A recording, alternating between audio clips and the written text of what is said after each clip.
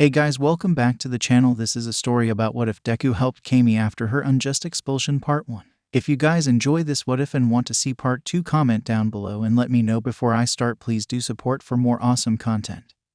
And leave a like and don't forget to subscribe to my channel and also share this video with your friends and check out the description in my playlist. So let's start the video. Somewhere within 𝗂𝗧𝗵𝗲, a robbery hostage is in progress, where armed robbers are taking a bank hostage and are threatening to kill each one if the bank manager doesn't hurry up in opening the vault. And to prove their point, they shot one of the tellers, hitting her on the head, in which an explosive bullet is used and the teller's head exploded, and the robbers warned the hostages and bank staff members not to set off the silent alarm. This caused customers to scream in terror upon seeing the gruesome scene. 𝐒𝐭𝐚𝐲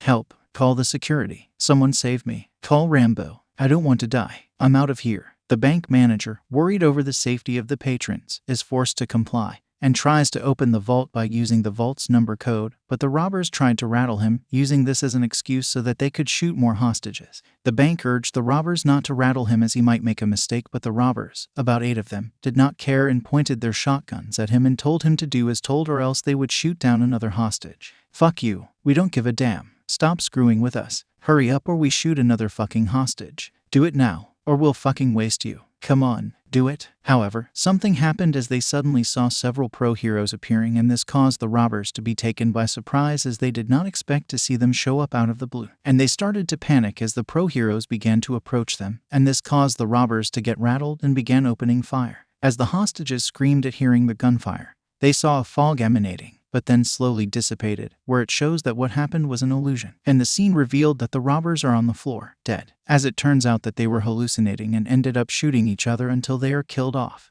The only one standing was a teenage girl, who turned out to be Camie 𝗧𝗵𝗲, a second-year student from 𝗧𝗵𝗲 High, where it turns out that she used her quirk, glamour, to cause the robbers to see an illusion that pro-heroes surrounded them. And this confused the robbers and attacked each other, resulting in their deaths. And there she told the bank manager to call the police, as well as informing him that the bank robbers are taken care of. This caused the bank manager to nod and rushes off to call for help, while the hostages were surprised that a hero student is among them and are relieved to see that Camie saved their lives and defeated the bank robbers. That girl, she did it. We're saved. Thank goodness. Hurrah for 𝗧𝗵𝗲 High. Wow.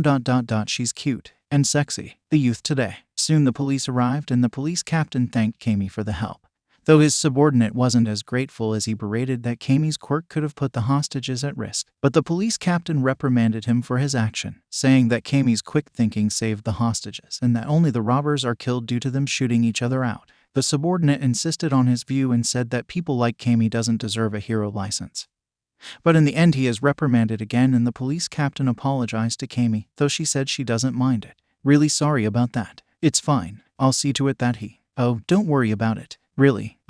Still, I'm grateful for your help. No problem. After that, Camie left, and there she overheard some passerby commenting that UA Academy is hosting a school festival, and this made Camie intrigued, as she wondered what the occasion is like. Having interacted with Shoto Todoroki and Katsuki Bakugo a few weeks back during their remedial course for the provisional hero license, surfing the internet using her smartphone, Camie learned about the UA school festival and when the date is. So she decided to go pay a visit and see what it's like, as she felt that a little relaxation isn't a bad idea. Several days later, it was the day of UA High's school festival, and both Mirio, Tagata, and Eri arrived and are touring the food booths and the such. And while she is fine, she couldn't bring herself to smile, though Tagata said to take her time as she will enjoy the school festival. Enjoying? Yeah, still, I can't. Don't worry. Take your time, Eri-chan. You'll enjoy it here. Okay. While everyone is busy preparing their respective programs, the scene shifts near UA High grounds where Izuku Midoriya is facing off against 𝗔𝗨𝗏, and both are passionate about something which puts things on the line, with both cannot afford to lose. 𝗔𝗨𝗏 wants to gatecrash the UA High Sports Festival to make his live videos uploaded to the various social media so that he would gain lots and lots of attention, making him an attention seeker. Midoriya is intent to prevent 𝗔𝗨𝗏 from accomplishing this, as this would cause the school festival to be cancelled even if it is a mere false alarm, which he doesn't want that to happen, as he promised Eri that she would enjoy the festival and make her smile again. The battle went back and forth, and despite La Brava's intervention, Midoriya would not be denied and eventually made 𝗔𝗨𝗏 concede defeat. Just as pro-heroes, UA High teachers 𝗬𝗏𝗏 and Hound Dog arrived, and both 𝗔𝗨𝗏 and La Brava are taken to police custody. 𝗬𝗏𝗏 talked to Midoriya and got the gist of what happened, and tells him he did well in holding gentle criminal off to allow help to arrive, while showing concern that Midoriya got a minor busted nose and bruises on his face, though the class 1A student assured that he is okay. Don't worry, sensei. I'm good. Are you sure? Yes. You should go see recovery girl and have her treat your injury. Okay. You still have time, so go to her clinic now. Okay, let's go. While Hound Dog berated Midoriya for acting selfish, he still tells him to go to UA High for his classmates are waiting for him, and soon he got back to his classmates just in time and performed their concert program. Within UA Academy, Camie is there as she toured the booths and is impressed at how things appeared, whilst the food stalls and games are well made. And there she asked for a flyer about the programs of the school festival, and upon getting one, Camie saw Class 1A having a concert. And she realized that Todoroki and 𝗵𝘃𝗀𝗀 are there, and she decided to check out the concert and see what it's like. Upon arriving, Camie saw the concert being played, where she saw 𝗵𝘃𝗀𝗀 being on the drums, while Todoroki is among the dancers and providing the effects, like producing snow and ice, and there Camie had to admit, as she and those who watched the concert were taken away by the sheer thrill, fun and intensity of the performance, and they all ended up cheering Class 1A, and Ri smiled for the first time since being disowned by her own mother. Camie smiled as she enjoyed the concert, and she can hear some of the students giving rave comments. Those guys, Class 1A, their concert is a blast. They're good. I had a good time. Their special effects are amazing. It was fun. Indeed. Several minutes later, the scene shifts at the other area within UA High grounds, where the beauty contest is held, where 3 contenders for the Miss UA High crown are vying for this year's victory. The contenders shown are 𝗵𝘃𝗻𝗄 Ranzaki Nejire Hado Itsuka Kendo showed off her talent, which is chopping a pile of wooden planks using her quirk, but in the process ripped her dress, which she unintentionally showed her sexy body, while Ranzaki blew off her own by showcasing a gold-plated, Trojan horse-like object,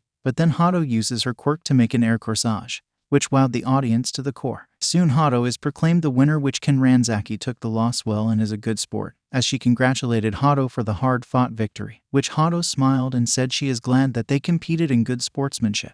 You win, Hado. Thanks, I lost. Fair and square. It's okay. We had lots of fun. Yes, and you sure are the better competitor. And you're a good sport. Take care of the crown, Hado. I will. Camie saw it all and is impressed with the program, and felt that UA Academy is such a fun educational institution, and wondered what it would be like if she were a student here, as she can see how happy the UA students are. And while at it, she saw a marriage booth there where a student couple are caught and subjected to a mock wedding. The 𝗧𝗪𝗂 High students slowly frown a bit due to one fact: 𝗧𝗪𝗂 students are forbidden to have relationships. Camie wondered why 𝗧𝗪𝗂 had to come up with such an unreasonable stipulation, as she felt that there is no sense in it, as if it is like that 𝗧𝗪𝗂 is running a monastery or something. Yet she had no choice but to accept it since she is already there. By then some of the Class 1A students passed by, and there Camie can hear them discussing about the provisional license exams that happened several weeks ago. And there Camie blinked her eyes when she saw 4 of the Class 1A members talking about something, which are Izuku Midoriya, Minoru Mineta, Hanta 𝗧𝗧, Denki Kaminari. Their 𝗧𝗧 reminded Midoriya about a pretty 𝗧𝗪𝗂 student in a cat suit encountering Midoriya,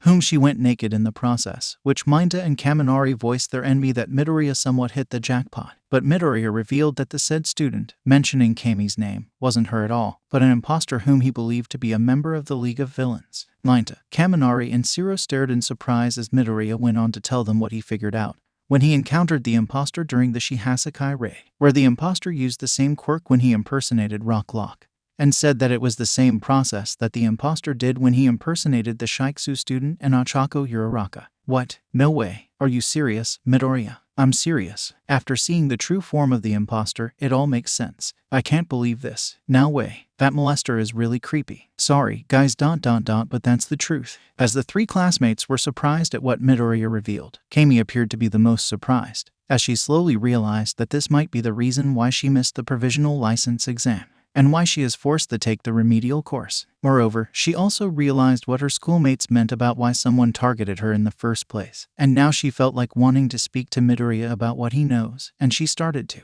follow Midoriya and try to ask him in private about what he knows about the imposter he encountered, who impersonated her during the provisional license exam.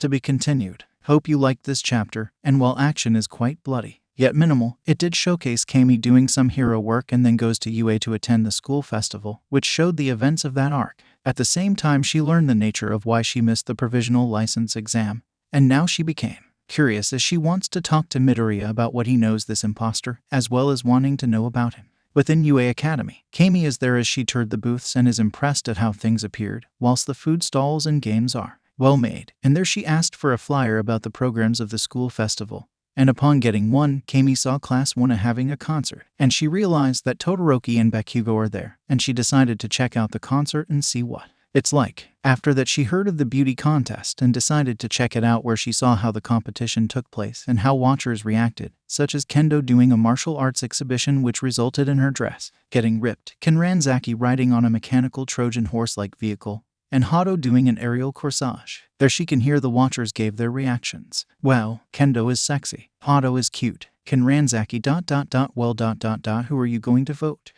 Let's see. Which one? Camie saw it all and is impressed with the program, and felt that UA Academy is such a fun educational institution, and wondered what it would be like if she were a student here, as she can see how happy the UA students are. And while at it, she saw a marriage booth there where a student couple are caught and subjected to a mock wedding. The 𝗧𝗵𝗲 students slowly frown a bit due to one fact: 𝗧𝗵𝗲 students are forbidden to have relationships, meaning dating is not allowed. Camie wondered why 𝗧𝗵𝗲 had to come up with such an unreasonable stipulation, as she felt that there is no sense in it, as if it is like that 𝗧𝗵𝗲 is running a monastery or something. Yet she had no choice but to accept it since she is already there. By then some of the Class 1 students passed by, and their Camie can hear them discussing about the provisional license exams that happened several weeks ago. And their Camie blinked her eyes when she saw 4 of the Class 1 members talking about something, which are Izuku Midoriya, Minoru Minato, Hanta Sira, Denki Kaminari. Their Siro reminded Midoriya about a pretty 𝗧𝗵𝗲 student in a cat suit encountering Midoriya,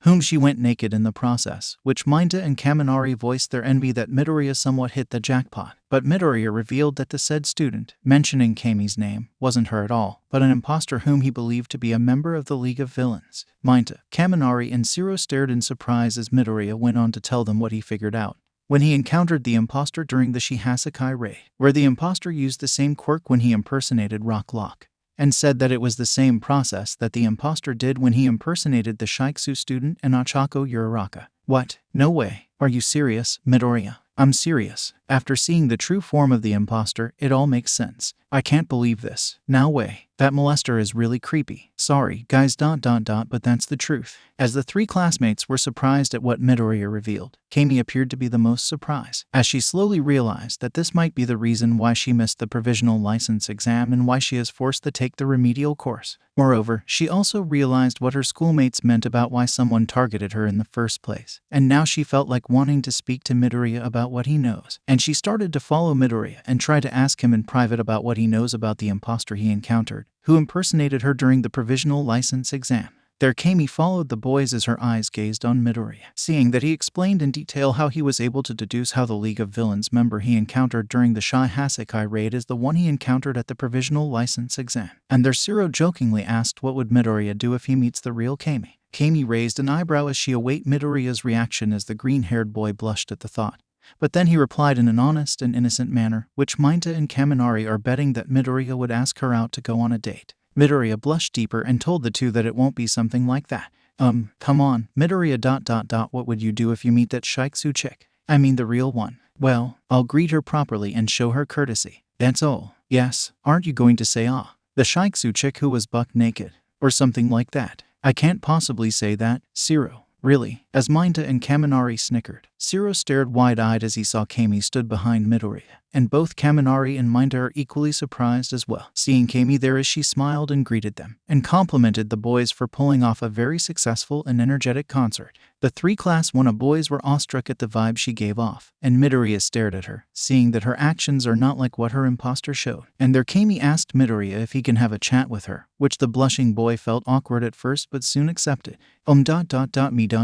yup. If you want to. Thanks. Can you show me around UA? Okay, thanks. As the 2 left, Kaminari, Minato and Siro stared at each other and wondered what are they going to do. And Minato suggests following them as he have a feeling that Midoriya might get a score with such a hot girl from 𝗧𝗵𝗃, which the other 2 nodded in agreement.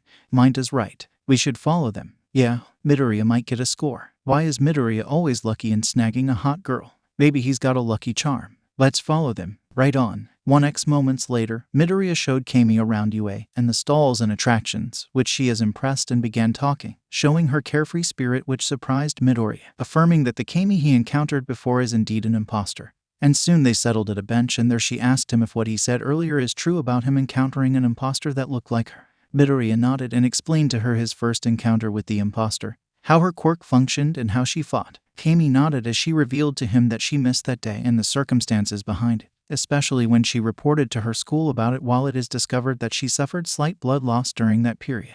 This made Midoriya stare in concern, as he recalled that Uraraka suffered minor blood loss after her battle with Himiko Toga, and after hearing Camie's statement he slowly deduces that Toga's quirk seemed to function slightly similar to the quirk of the hero killer stain. There he advised her to be careful, which she nodded and thanked him for telling her. Midoriya nodded, seeing that her personality is quite similar to Ishido, and started to loosen up a bit. There Camie said she would like to get to know more about him and what are his hobbies, which made him blush a bit. Really? Well, there's nothing to be afraid of. Is it okay? I'm just a plain boy and I don't mind. Really, of course. Seeing that there is nothing wrong, he told Camie his hobbies, what he do in his spare time and everything else. Camie smiled, seeing that Midoriya is quite a fun boy to hang out with, and commented that he is somewhat approachable, unlike Todoroki and Bakugo, which made him blink his eyes when she mentioned his two classmates' names. He then asked if she attended the remedial course for the provisional license exam, which she nodded and said that in a week or so from now she will get her provisional hero license, and he congratulates her for it, which she smiled and politely, yet flirtatiously asked for his contact number, saying that she would like to text him when she has the time. Really? Yup. Well, I like to start out as friends. Is that okay with you? Sure. Okie dokie ... Here's my number. Oh okay ...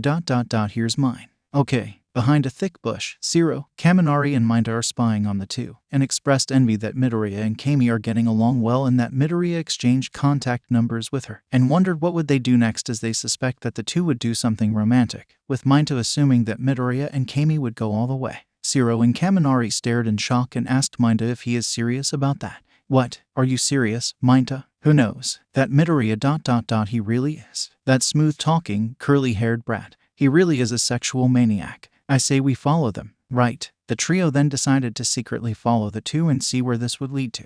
Minutes later, Midoriya gave Camie more tour at UA's school festival, and soon some UA students took notice given that Camie is wearing her 𝗧𝗍𝗄 high school uniform, and rumors began to spread, where they believe that Midoriya is dating a hot 𝗧𝗍𝗄 student, drawing various reactions around UA Academy. Look at that. Isn't that the uniforms and cap? She's from 𝗧𝗍𝗄 High. Why is Midoriya with her? Are they dating? No way. For real. Soon all eyes are on Midoriya, seeing that he giving Camie a tour, chatting and getting along well, and wondered what Midoriya has, as he seemingly attracted the attention of a pretty and sexy girl from 𝗧𝗍𝗄 High, and even suspect that the two are on a romantic date. And there the other students plan on interrogating Midoriya if he really is dating Camie, noting how attractive she looked. Are they a couple? That Midoriya is really lucky. Let's ask him later. Right. There's no way he could date a girl that hot. Let's wait till he's alone. Then we corner him. Right. The rumors soon reached some of Midoriya's classmates, and Kirishima heard it as well and told Bakugo and Todoroki about it, which the latter two are quite surprised to hear this, and are curious if this is true. Though Todoroki appeared uninterested, Bakugo decided to check it out, as he is curious to see how Midoriya would respond to the rumors. Kirishima's sweat dropped and asked Bakugo if he is sure about this. You heard me. Well, you're not the type who just wanted to see it with my own eyes. So what if they really aren't dating? If that's true, then I'll leave after. What Deku do is none of my concern. Really. 𝗧𝗵𝗲. Within UA Academy, Camie is having a good time as Midoriya acted as her guide as they toured the booths, and is impressed at how things appeared, whilst the food stalls and games are well made. And there she asked Midoriya if UA had this kind of event every year, in which he said that he heard it from the upperclassmen, while admitting that he hasn't seen the previous event since he is currently in his first year. Camie raised an eyebrow as she said that she had an impression that Bakugo and Todoroki are in their second year. But Midoriya politely corrected her, saying that Bakugo, Todoroki and himself are classmates and are in their first year in UA Academy. Camie scooted closer upon hearing that Midoriya is classmates with the two aforementioned UA students, and asked him what he knows about the two, curious to know about them, causing a blushing Midoriya to tell her some details without revealing anything that might compromise his classmate. So Todoroki and Bakugo are first years ... just like you. Why yes, so you boys are. .15. Actually ...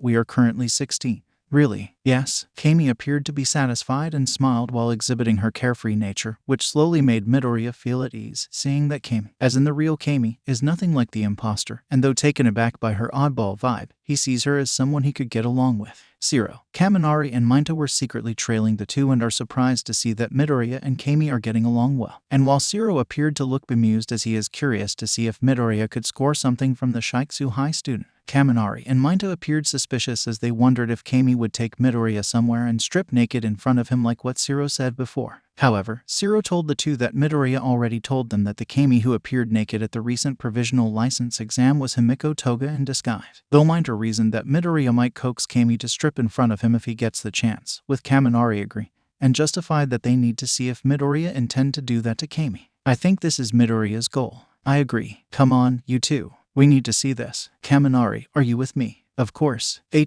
aren't you too? Don't be a chicken, 𝗧𝗏. Mind is right ... we got to see. That's not the point, you two. As the trio continued to trail Midoriya and Camie, they were greeted by Todoroki, Bakugo, and Kirishima, and there the trio raised an eyebrow when told by 𝗧𝗏, as well as seeing Camie walking and talking with Midoriya. Bakugo became curious as he saw Camie acting naturally around Midoriya, and joined 𝗧𝗏's group to trail the two teens. And there Todoroki asked Kirishima what would he do next, which he said he will follow the others in case a situation takes place which might compromise the school festival. Something Todoroki felt that Kirishima might have a point. Really? Yeah, you may have a point. Someone needs to keep Bakugo in line. My thoughts exactly. We're the only ones who can do this. So what do you say, Todoroki? We go follow them. Okay. Todoroki and Kirishima decided to follow 𝗵𝗃 and the others in order to make sure that there won't be any unnecessary fights that might disrupt the school festival, as well as to keep Bakugo in check in case something or someone might provoke him. As the minutes passed, things went well, and Midoriya was suddenly taken in by her oddball personality, yet taken in by her charms, and as the two teens chatted, several UA students were surprised to see Midoriya with Camie, and soon rumors started to fly as they suspect that the Class 1A student is attempting to woo the 𝗧𝗍𝗄 high student. What? Seriously? That kid from Class 1A? I can't believe this. He's actually dating that 𝗧𝗍𝗄. He's got guts. He just wanted to show off again. That brat. 𝗵𝗃, 𝗧𝗏, Kaminari, and Bakugo overheard the rumors spreading, and 𝗵𝗃 expressed envy that Midoriya is hogging the spotlight, which Kaminari echoed the same sentiment. Though 𝗧𝗏 is curious on what Camie would do should she heard the rumors, while Bakugo appeared neutral, yet he is somewhat curious as to what Midoriya would do from this point on. 𝗧𝗏 then told the others that Midoriya appeared to act cozy towards Camie, which 𝗵𝗃 and Kaminari saw Midoriya smiling and getting friendly towards the female 𝗧𝗍𝗄 high student, causing the two boys to get emotionally ballistic. And no way, Midoriya is actually getting too cozy with her. I can't believe what I'm seeing. This is unfair, Kaminari. That Midoriya is one curly-haired bastard. He's a sexual maniac. I agree, 𝗵𝗃. Suddenly, a pair of UA students came and pointed out that Midoriya and Camie were stepping on a yellow circle, which indicates that they are chosen, which made the two teens wonder what this is about. And a few minutes later, both of them are at the marriage booth, where it is revealed that any pair, in which a boy with a girl stepping on the yellow circle would subject them to marriage, which is a mock wedding. Nearby, 𝗧𝗏, Kaminari, and 𝗵𝗃 stared in disbelief at what they are seeing, and couldn't believe that Midoriya would be this lucky. And when Todoroki and Kirishima arrived, they too were surprised at the turn of events. Moreover, the Class 1A boys noticed that other UA students are all eyes on the mock wedding, and the gossiping intensified as many commented on what would Midoriya do, kiss Camie or turn her away. What? He brought that 𝗧𝗍𝗄 at the wedding booth? For real? That kid from Class 1A? What the heck did he do? I can't believe this. He's actually going to kiss that 𝗧𝗍𝗄.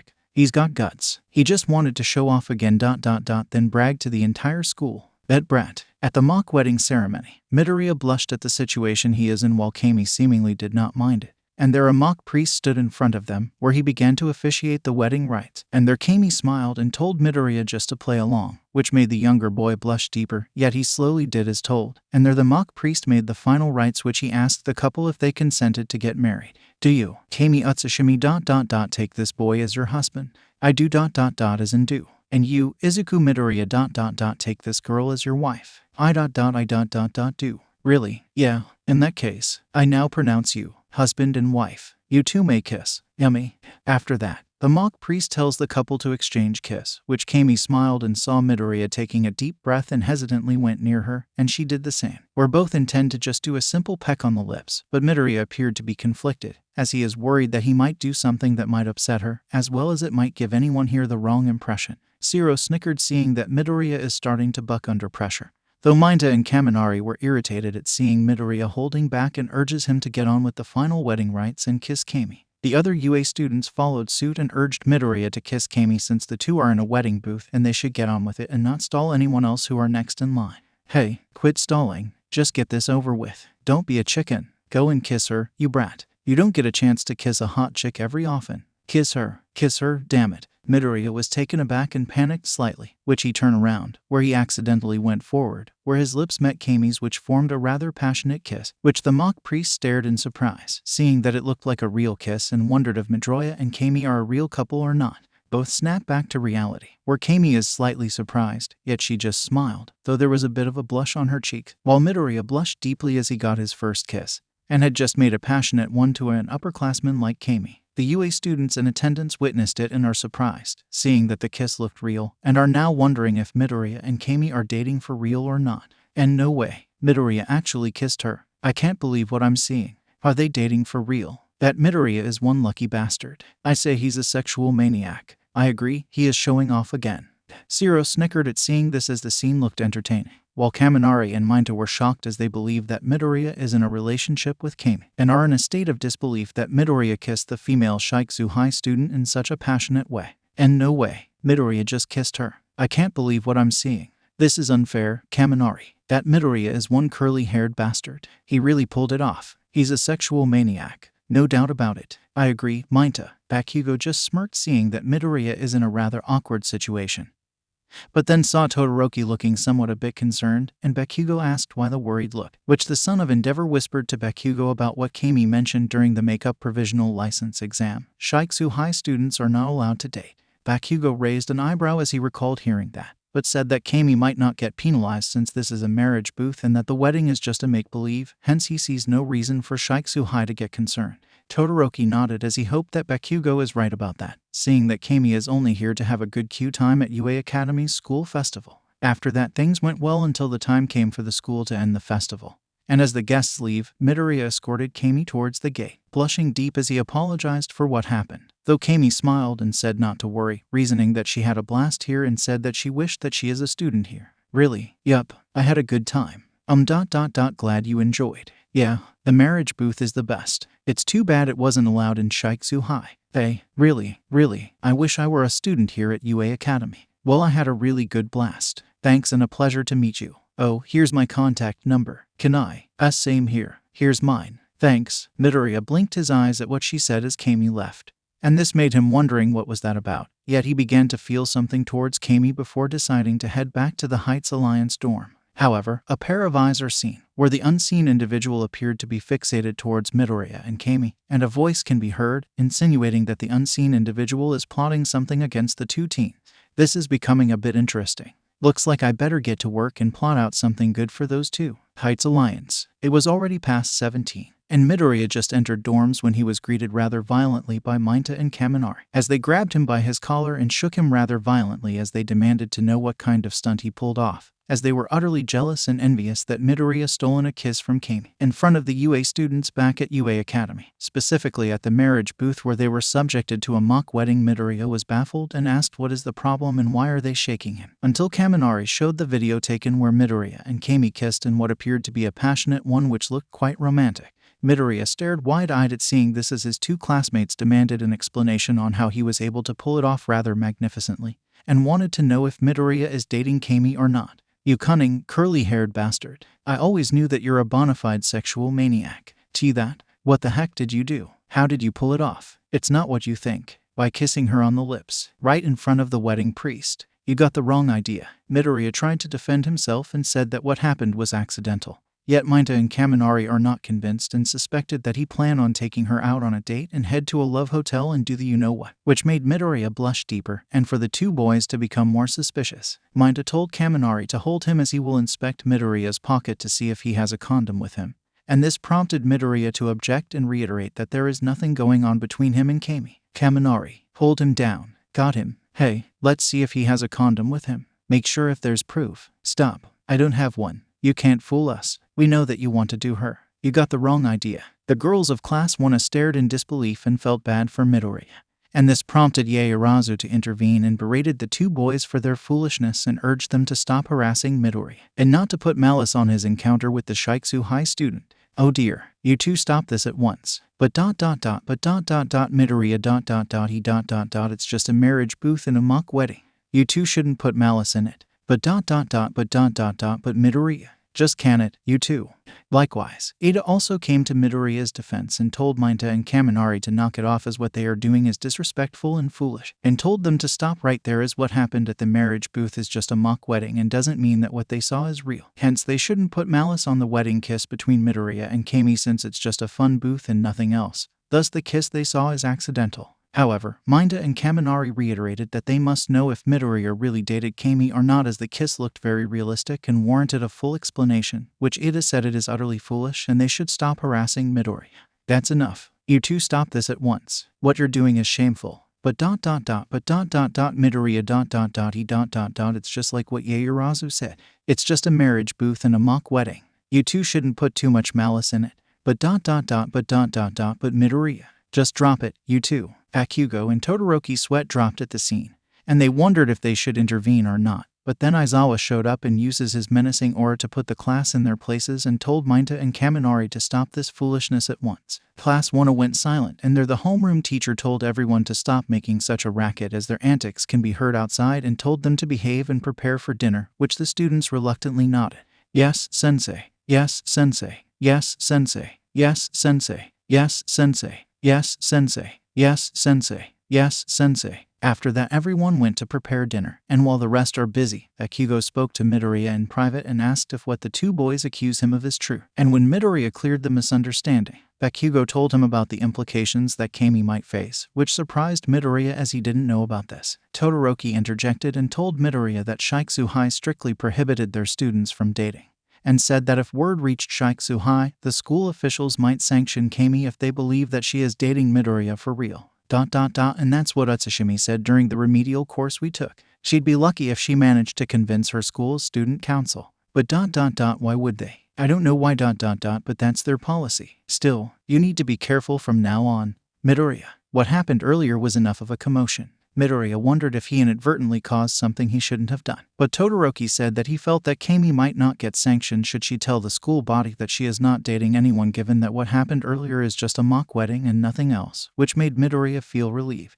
Bakugo then wondered why 𝗧𝗍𝗄𝗏 came up with such an outrageous rule about prohibiting students from dating as he doesn't see the logic in it, which Todoroki seemingly agree, as he finds nothing wrong about a boy and a girl dating as long as their grades do not falter. HMPH. I bet the principal is unlucky in love. You think so? Got a better theory, thermometer boy. Looks to me that 𝗧𝗍𝗄 is running a monastery than a hero school. I don't think. Well, whatever. Not our problem. By then Midoriya's smartphone rang and he answered it, where it shows that a text message was sent to him, and to his surprise, the sender turns out to be Camie. And the message said that she thanked Midoriya for giving her a good time and said she is looking forward to be friends with him in the foreseeable future. Midoriya blushed as he didn't expect Camie to text him this early. But then Kaminari and Minato saw it as they peered at his smartphone, and the two boys grappled onto Midoriya, accusing him of really getting a hit at the 𝗧𝗍𝗄𝗏 student.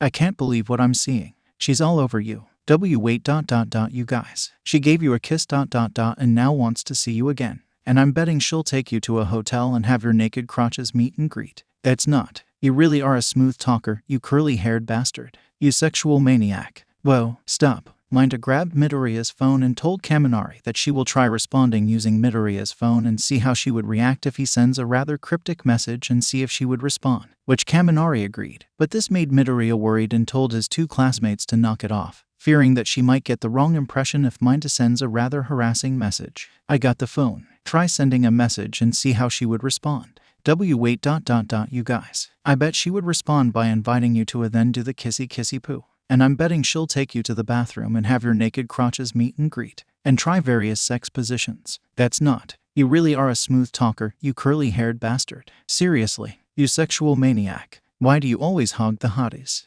Whoa, stop. Bakugo and Todoroki sweat dropped, and wondered if they should intervene or not. but then Ida came and told Kaminari and Minda to knock it off or else Aizawa would find out and cause the two boys to get detention, which had little success. At her home, Camie smiled as she just sent her message towards Midoriya and wondered what his response would be like, curious to know what he would say as she finds him interesting, as she sees him as someone that piqued her interest after hearing how he faced Camie's imposter and how he handled things during the Shy Hasekai raid with other pro heroes and students. Izuku Midoriya ... Hope we get to hang out again. The next few days, the scene shifts at Shiksu High, where Camie attended classes, and there Sayarashi came and greeted her, which she smiled and greeted him in reply, and asked him how his day is, which he enthusiastically said that he just captured a gang of bank robbers with 0 casualties, which Camie smiled and said that Yarashi did a good job. Yarashi then asked Camie how are things going for her, which she said she had a rather good weekend, and said she made a new friend, and he asked her if it's in Shiksu High, but she said that it is from UA Academy, which made him wonder if she is referring to Bakugo and Todoroki. So ... is it those two boys who were at the remedial course? The explosion boy or the son of Endeavor? Oh no ... not them. Then who? The green-haired boy who fought Todoroki at the recent UA Sports Festival. Wait ... is it that boy named Midoriya? That's the one. However, Seiji Shishikura came and is visibly pissed and confronted Camie about something, and demanded to know if she is dating someone, which she honestly denied. And Yarashi tried to calm Shishikura down, asking him why is he so upset over something, saying that Camie wouldn't do something that might put the school at risk. Shishikura then brought out his smartphone and said that showed that a footage of Camie kissing Midoriya on the lips which looked very realistic. And though it surprised him, Yarashi did not jump to conclusion and asked Camie how to explain that. Camie smiled and explained what really happened. And though Yarashi appeared relieved seeing that she did not violate anything, Shishikura is still not pleased and told her she shouldn't have gone to UA just to attend a school festival, as well as she shouldn't mingle with someone whom Shishikura sees as someone beneath Shiksu, like Midoriya. And for the first time, Camie began to rebut Shishikura, telling him that Midoriya is someone who is not beneath her and even said that because of him, she found out who the imposter is and how he managed to handle her even though she is a member of the League of Villains. Shishikura was slightly taken aback at what Camie said, and their Yarashi tries to calm the two down. However, the trio noticed that other Shiksu students are glaring towards Camie, as they too received the video of her kissing Midoriya at the UA school festival, and they can be heard making glaring comments towards her. That Camie, she's a brainless ditz. Idiotic. She knows that dating is prohibited. Why would she? I bet her crotch is itching to have someone deflower her. She has no shame. The bitch. The scene shifts at Shiksu High, where Camie attended classes, and there Sayarashi came and greeted her, which she smiled and greeted him in reply, and asked him how his day is, which he enthusiastically said that he just captured a gang of bank robbers with 0 casualties, which Camie smiled and said that Yarashi did a good job. Yarashi then asked Camie how are things going for her, which she said she had a rather good weekend, and said she made a new friend, and he asked her if it's in Shiksu High, but she said that it is from UA Academy, which made him wonder if she is referring to Bakugo and Todoroki. So ... is it those two boys who were at the remedial course? The explosion boy or the son of Endeavor? Oh no ... not them. Then who? The green-haired boy who fought Todoroki at the recent UA Sports Festival. Wait ... is it that boy named Midoriya? That's the one. However, Seiji Shishikura came and is visibly pissed and confronted Camie about something, and demanded to know if she is dating someone, which she honestly denied. And Yarashi tried to calm Shishikura down, asking him why is he so upset over something, saying that Camie wouldn't do something that might put the school at risk. Shishikura then brought out his smartphone and said that showed that a footage of Camie kissing Midoriya on the lips which looked very realistic. And though it surprised him, Yarashi did not jump to conclusion and asked Camie how to explain that. Camie smiled and explained what really happened. And though Yarashi appeared relieved seeing that she did not violate anything, Shishikura is still not pleased and told her she shouldn't have gone to UA just to attend a school festival, as well as she shouldn't mingle with someone whom Shishikura sees as someone beneath Shiksu, like Midoriya. And for the first time, Camie began to rebut Shishikura, telling him that Midoriya is someone who is not beneath her and even said that because of him, she found out who the imposter is and how he managed to handle her even though she is a member of the League of Villains. Shishikura was slightly taken aback at what Camie said, and their Yarashi tries to calm the two down. However, the trio noticed that other Shiksu students are glaring towards Camie, as they too received the video of her kissing Midoriya at the UA school festival, and they can be heard making glaring comments towards her. That Camie, she's a brainless ditz. Idiotic. She knows that dating is prohibited. Why would she? I bet her crotch is itching to have someone deflower her. She has no shame. The bitch. Shishikura started to feel concerned and sensed that someone must have saw the scene at the UA school festival and uploaded it. and now it is being spread out onto the campus of 𝗧𝗵𝗲. And he berated Camie for this, though Urashi tried to calm him down and tells him not to blame her since she didn't actually broke any rules. Hey, calm down. Calm down. How can you say that? I'm sure that Camie. Look at this. Someone recorded this scene and is now being spread throughout school. This would surely cause a scene and the image of 𝗧𝗵𝗲 would be affected. I don't think that would. It would, Urashi. Think about it. That dunce has done it this time. Hey. Camie blinked her eyes as she seemingly has no idea that she unknowingly began to attract detractors because of the video circulating online. And soon more 𝗧𝗵𝗲 students saw Camie kissing 𝗵𝗃. And this made them raise questions if this is allowed, as rules state that dating is prohibited, and wondered if this rule is really enforceable or not. Look at that. Does she have any idea? How thoughtless. Is 𝗧𝗵𝗲 really this lenient? What were the principal would do? Camie is becoming a rebel. Very shameless. Indeed. At the club room, the student council members of 𝗧𝗵𝗲 are having a meeting and are alarmed that the video is spreading. And they can hear students questioning if the rules are being followed, whilst criticism towards Camie is rising steadily. And the council members are wondering if Camie committed an offense and are pondering if they should talk to the principal on whether Camie should be punished for her actions. This is serious. Indeed. 𝗧𝗵𝗲 has gotten bold. Perhaps she let success get to her head. We need to do something. Should we consult the principal? I say we should. Though they consider investigating. The council members anonymously voted to have Camie punished, and are now floating ideas to have the principal consider the council's urging. And as the council president is about to leave the clubroom and talk to the principal, 𝗂𝗵𝗲 showed up, and somewhat heard what the council is intending to do. He confronted the council president and reasonably asked him to calm down. 𝗵𝗲 said he talked to Camie and learned of the situation and said that what happened at the UA school festival doesn't count as a romantic relationship because of the theme of the marriage booth, and said that based on the video he saw, 𝗵𝗲 said that the kiss portrayed there is accidental. Hence Camie did not violate any rules within the school. However, the council members insists that regardless of the circumstances, Camie still violated the rules and thus she must be punished to set an example that insubordination has no place within 𝗧𝗵𝗲. And Camie must learn the lesson the hard way lest other students would be compelled to follow Camie's carelessness. I say that 𝗧𝗵𝗲 must be taught a lesson. Her actions are unacceptable. We cannot overlook this matter. If we spoil her, she would abuse and commit more atrocities. This situation must be addressed. Therefore that girl must be punished. We agreed to this and cannot be denied. Indeed. 𝗵𝗲 stared at the council members and asked them if they are having the same mindset as hero killer Stain, saying that the council members are quick to condemn someone based on appearance and not on facts, which the council members were taken aback by what 𝗵𝗲 said, and they asked him what made him say that. 𝗵𝗲 told them how Stain's foolishness affected anyone, pointing out how 𝗧𝗵𝗲 failed the provisional hero license exam, which attributes to him using Stain's ideologies and judging if a person is a hero or not, and told the council members that they wanted to punish Camie unjustly because of the video, and told them to at least hear her out first before hastily judging her for an action that was beyond her control. The council president wasn't impressed, but nonetheless told 𝗵𝗲 that he will consider what he just said. But the council members asked the president if he is sure about this, reasoning that Camie might take advantage and flirt with another boy. President, what do you say? Should we overlook this matter? What is your decision? Tell us, President. Please, we are waiting. Tell us. The council president raised his hand and assured to the council members that he will act on the situation in a responsible way while stating that the image of 𝗧𝗵𝗲 will not be tarnished, which 𝗵𝗲 assured that Camie is not someone who would do something that would put the school at risk, which the council president said that it would depend on how he would discuss this with the principal. That would depend, 𝗵𝗲. Though I can't make any promises or assurances, it would depend on my discussion with the principal. I trust that you let common sense guide you. Very well. Then you should hear 𝗧𝗵𝗲's side first before doing anything. Very well. After that, 𝗵𝗲 left, and the student council are now pondering on what to do next, as they appear to be more worried about 𝗧𝗵𝗲's reputation and insists that Camie be punished for her actions. Though the council president assured to them that everything will be okay, as the 𝗧𝗵𝗲 students will not do the same mistake that Camie made. Those words made the council members feel at ease and puts their fate and trust on the council president. Okay, if you say so, we trust your judgment. You are the student council president. We know that you are wise. Let us hope that your decision would be a common one.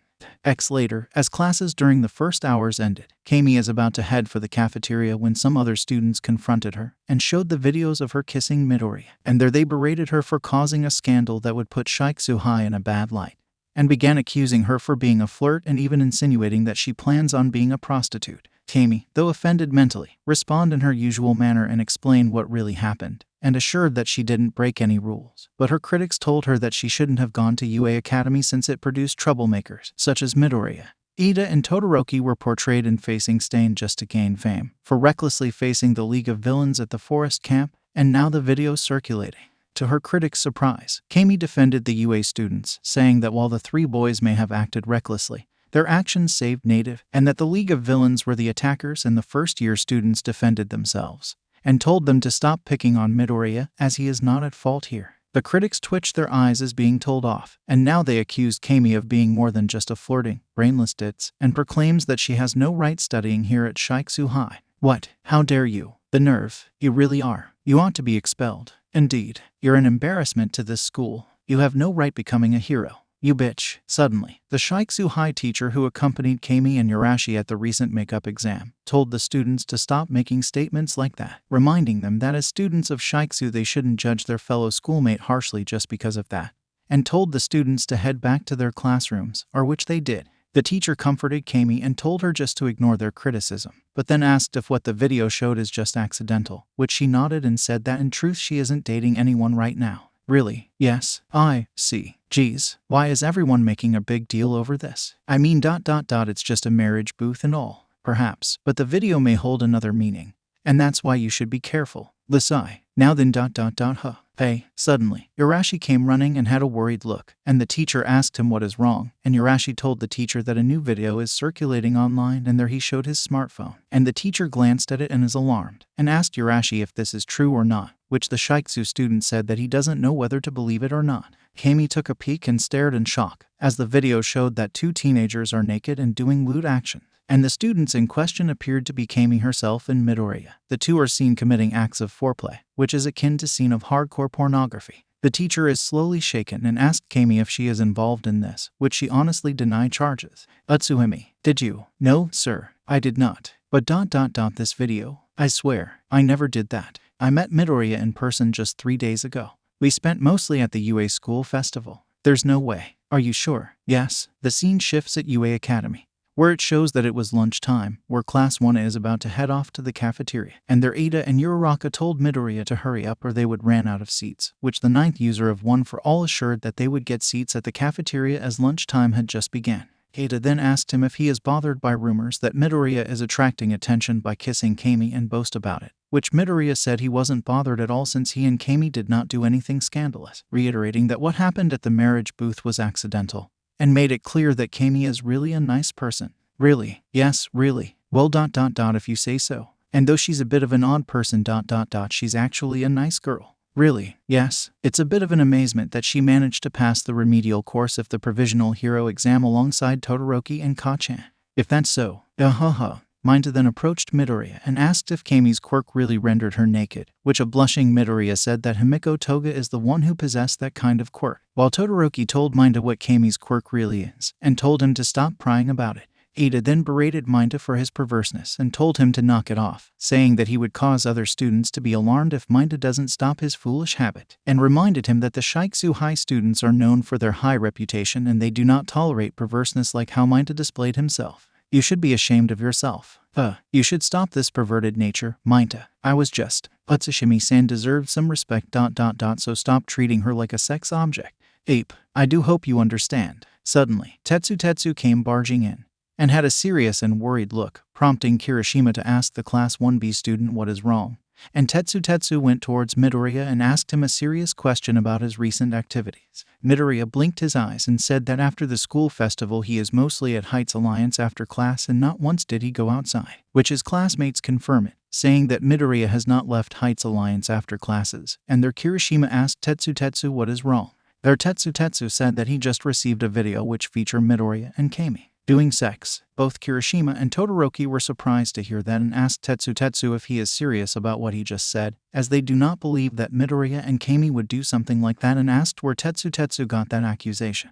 Are you serious, Tetsu? There must be some mistake. There's no mistake. I saw it. Midoriya is shown on the video screwing the 𝗧𝗵𝗲 girl. For real? Are you sure? It's true. The video says it all. There's no way Midoriya would do that. Can you show it to us? Here, Tetsu showed his smartphone and it is shown that the video was sent to him by an unknown sender, and as the video is played, it shows that Midoriya and Camie are naked and performing pornographic actions. Everything is exposed, including their shaved genitals. Class 1 was surprised and 𝐻𝐸 couldn't believe what he is seeing and glanced at Midoriya, who is even shocked at what he saw, and immediately professed his innocence, saying that he couldn't do that since he has not met Camie after the school festival, which 𝗃𝗧𝗏 agreed, which Kirishima also agreeing since they all have been busy at UA and at Heights Alliance. I believe Midoriya. So do I. Deku's been with us since after the school festival. I think something is wrong here. Yeah, maybe the video is altered and made it look like Deku. 𝗃𝗧𝗏 is right. Midoriya is with Class 1 in the past few days up until now. He's been with us after class when we head back to Heights Alliance. So I say Midoriya is innocent. Yeah.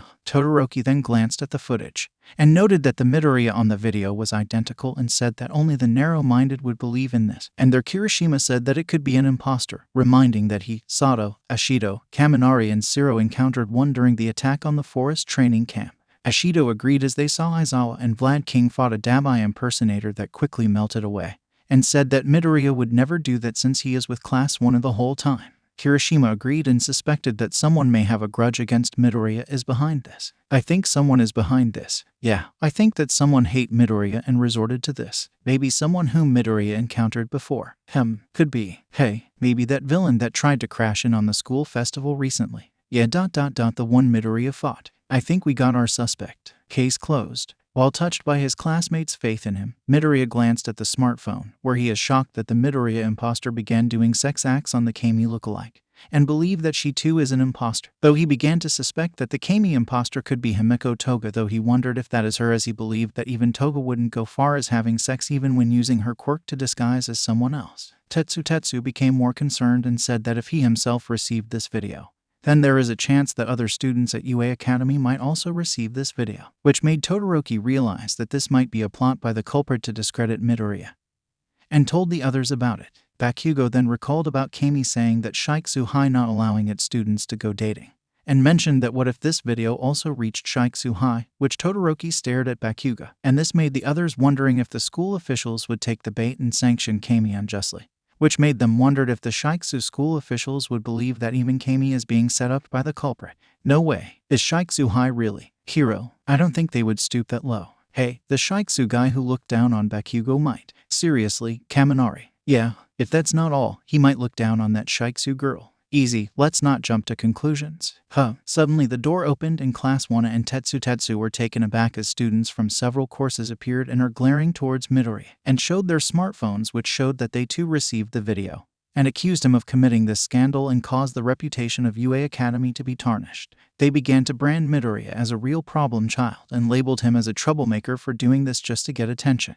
You sure have the nerve. Kissing that 𝗍𝗂𝐻𝗍 girl is one thing. Now you made a sex video with her. You're an embarrassment to UA Academy. The school's reputation will be affected. You really are a bad influence. I bet you wanted attention. Hence this video. Ida and Yaoyorozu stood forward and told the accusing students that what they saw are imposters, as the two pointed out that Midoriya is with Class 1 all the time. Thus it is impossible that he would do those scenes in the said video, and told the accusing students not to judge Midoriya solely on the videos that they received. The students were not convinced and told and Yaoyorozu not to foolishly defend Midoriya, as they maintained that he did this and made it clear that Class 1 is a section that would bring UA Academy down and mire the institution with a scandal that would tarnish UA Academy's reputation. Stop defending that brat. He is a scourge of UA Academy. It's obvious. He's guilty. Izuku Midoriya is a maniac. You ought to ditch him. He'll drag you down. And if UA Academy gets bad press and caught in a storm, you'll be responsible. As the students leave, Tetsu said that this is serious and tells Ida to talk to the teachers about this, as he lent his smartphone to and urged him to act now, as he can tell that Midoriya is already being victimized, which Ida assured that Midoriya will be exonerated from the unjust accusations. Believe me, Midoriya is about to be made into a scapegoat. Don't worry, but we will work on it. Midoriya will be cleared. Really? Yes. We will handle this. Meanwhile, the scene shifts at 𝗍𝗂𝐻𝗍, where Urashi came running as he went towards the teacher who is talking to Camie, and had a worried look, and the teacher asked him what is wrong. And Urashi told the teacher that a new video is circulating online, and there he showed his smartphone, And the teacher glanced at it and is alarmed, and asked Urashi if this is true or not, which the 𝗧𝗪𝗂 student said that he doesn't know whether to believe it or not. Camie took a peek and stared in shock, as the video showed that two teenagers are naked and doing lewd actions, and the students in question appeared to be Camie herself and Midoriya. The two are seen committing acts of foreplay, which is akin to scene of hardcore pornography. The teacher is slowly shaken and asked Camie if she is involved in this, which she honestly denied charges. 𝗬𝗵𝗲, did you? No, sir, I did not. But this video, I swear, I never did that. I met Midoriya in person just 3 days ago. We spent mostly at the UA school festival. There's no way. Are you sure? Yes. Urashi then recalled that they got word about who Camie's imposter is, and believed that the imposter must have impersonated Camie and did this video, which the teacher began considering that possibility. But then Shishikura came and is pissed off, as he too received the video and grabbed Camie by her collar and showed her the video, where a scene shows that Camie is sucking Midoriya's penis. In full view and uncensored, he branded her as a lost cause and insinuated that she cannot act as a hero and said her stupidity has increased 100-fold. Urashi then tried to get Shishikura to let her go and said that he believed that the one who impersonated Camie at the provisional license exam is the one on that video, and not the real Camie. Shishikura, let go. Camie didn't do it. What? It must be the same imposter. Think about it. There's no way Camie would do that. The teacher agrees with Urashi and urged Shishikura to calm down and not act harshly at her, saying that an investigation will be made, and stated that he believed Camie to be innocent and would not do something like what they are seeing at the video. As Shishikura is gritting his teeth in annoyance, Camie herself is getting distressed as she knows that she did not do those scenes in that video. But then other 𝗧𝗪𝗂 students pass by and they too received the scandalous video, and began accusing Camie of acting like a pornographic actress than a hero student, and said that she is becoming an embarrassment to the school. You sure have the nerve. Kissing that boy at UA Academy is one thing. Now you made a sex video with him. You're an embarrassment to 𝗧𝗪𝗂 High. The school's reputation will be affected. You really are a bad influence. I bet you wanted attention. Hence this video. You're more of a slut than a model student. The scene shifts at UA Academy, where it shows that several students from several courses appeared in front of the Class 1A classroom and are glaring towards Midoriya. And the rest of Class 1A could feel the malevolent aura as the students from other courses stood there and showed their smartphones, which showed that they too received the video, and accused him of committing this scandal and caused the reputation of UA Academy to be tarnished. They began to brand Midoriya as a real problem child and labeled him as a troublemaker for doing this just to get attention. You sure have the nerve. Kissing that 𝗧𝗪𝗂 girl is one thing. Now you made a sex video with her. You're an embarrassment to UA Academy. The school's reputation will be affected. You really are a bad influence. I bet you wanted attention. Hence this video. Ida and Yaoyorozu realized that the video being sent was meant to smear Midoriya. And now the situation is starting to worsen as the other UA students began hurling accusations at the beleaguered Midoriya unjustly and began telling him to voluntarily expel himself from UA Academy to save the school from possible scandal. Expel yourself. Quit UA Academy. You don't belong here. Leave now and don't come back. Expel yourself. Quit UA Academy. You don't belong here. Leave now and don't come back. Seeing that the UA students are acting harshly and being unfair, Ida stood forward and told the accusing students that what they saw are imposters, as he pointed out that Midoriya is with Class 1A all the time, within UA Academy and 𝗬𝗏𝗄 Alliance for the past few days since the school festival. Thus it is impossible that he would do those scenes in the said video. And told the accusing students not to judge Midoriya solely on the videos that they received. Yaoyorozu agreed and said that the rest of Class 1A can prove it that Midoriya has not left 𝗬𝗏𝗄 Alliance after attending class, and even said that it has been standard rules that UA students cannot leave the dorms after class due to possible villain attacks. Even the rest of Class 1A came to Midoriya's defense and said that Midoriya did not engage in such activities like the sex video being circulated right now. Midoriya is innocent. Deku did not do that. He's been here for the past several days and has not left 𝗬𝗏𝗄 Alliance. Hence he did not do those things at the video that you saw. Midoriya doesn't need to do porn stuff just to be manly. He is innocent. The one you saw in those videos are imposters. Todoroki is right. Stop picking on our classmate. Yeah, the UA students, however, were not convinced and told and Yaoyorozu not to foolishly defend Midoriya, as they maintained that he did this and made it clear that Class 1A is a section that would bring UA Academy down and mire the institution with a scandal that will tarnish UA Academy's reputation. Stop defending that brat. He is a scourge of UA Academy. It's obvious. He's guilty. Izuku Midoriya is a maniac. You ought to ditch him. He'll drag you down. And if UA Academy gets bad press and caught in a storm, you'll be responsible. After that, the irate students leave. Tetsu said that this is serious and tells Ida to talk to the teachers about this as he lent his smartphone to and urged him to act now as he can tell that Midoriya is already being victimized, which Ida assured that Midoriya will be exonerated from the unjust accusations. Believe me, Midoriya is about to be made into a scapegoat. Don't worry, but we will work on it. Midoriya will be cleared. Really? Yes, we will handle this. As 𝗧𝗧𝗧 nodded, Nito Monoma showed up, holding his smartphone which featured the sex video involving the supposed Midoriya, and began taunting Class 1 for stooping so low by doing pornographic shorts. And now he stated that Class 1 is on the verge of being dissolved due to the gravity of the scandal. 𝗧𝗧𝗧 berated Monoma and said that an imposter did this, yet Monoma foolishly reiterated that Midoriya is guilty as charged as the video speak for itself. Will you knock it off, Monoma? But it's proven. Midoriya has become a porn star. This shows how detestable Class 1 is ... and one of their own has tarnished the image of UA Academy. Stop it, Monoma. You don't have to cover for that idiot. Let his expulsion set an example. You're going too far, Monoma. Suddenly, Itsuka Kendo showed up and knocked Monoma out while apologized to Class 1A, and then asked Ida straight to the point if the person involved is Midoriya. And Ida maintained that it was an imposter, saying that since after the school festival Midoriya has not left Heights Alliance and has been with Class 1 of the whole several days. Really? Yes, he's been with us the whole time, Kendo. We are sure that the one in the video is an imposter. I see. Believe me, someone wants to frame Midoriya. Seeing that Ida is not lying, Kendo nodded and advised that they talk to Aizawa about it, as she said she saw several UA students left the area and said she has a feeling that the UA students might resort to shortcuts just to prevent a scene like this from reaching the press. After that, the 3 Class 1B members left as Uraraka and Asui assured to Midoriya that things will be fine since he didn't do anything wrong given that he has been with the class for the past few days since the school festival. Deku ... It's okay. Hiro ... We know you didn't do it. I'm sure that things will clear up. She's right. Deku, Midoriya-chan. Meanwhile, the scene shifts at 𝗧𝗪𝗏 High, where the situation there is also in a bind as other 𝗧𝗪𝗏 students assembled at the hallway and confronted Camie, as they too received the scandalous video, and began accusing Camie of acting like a pornographic actress than a hero student, and said that she is becoming an embarrassment to the school. You sure have the nerve. Kissing that boy at UA Academy is one thing. Now you made a sex video with him. You're an embarrassment to 𝗧𝗪𝗏 High. The school's reputation will be affected.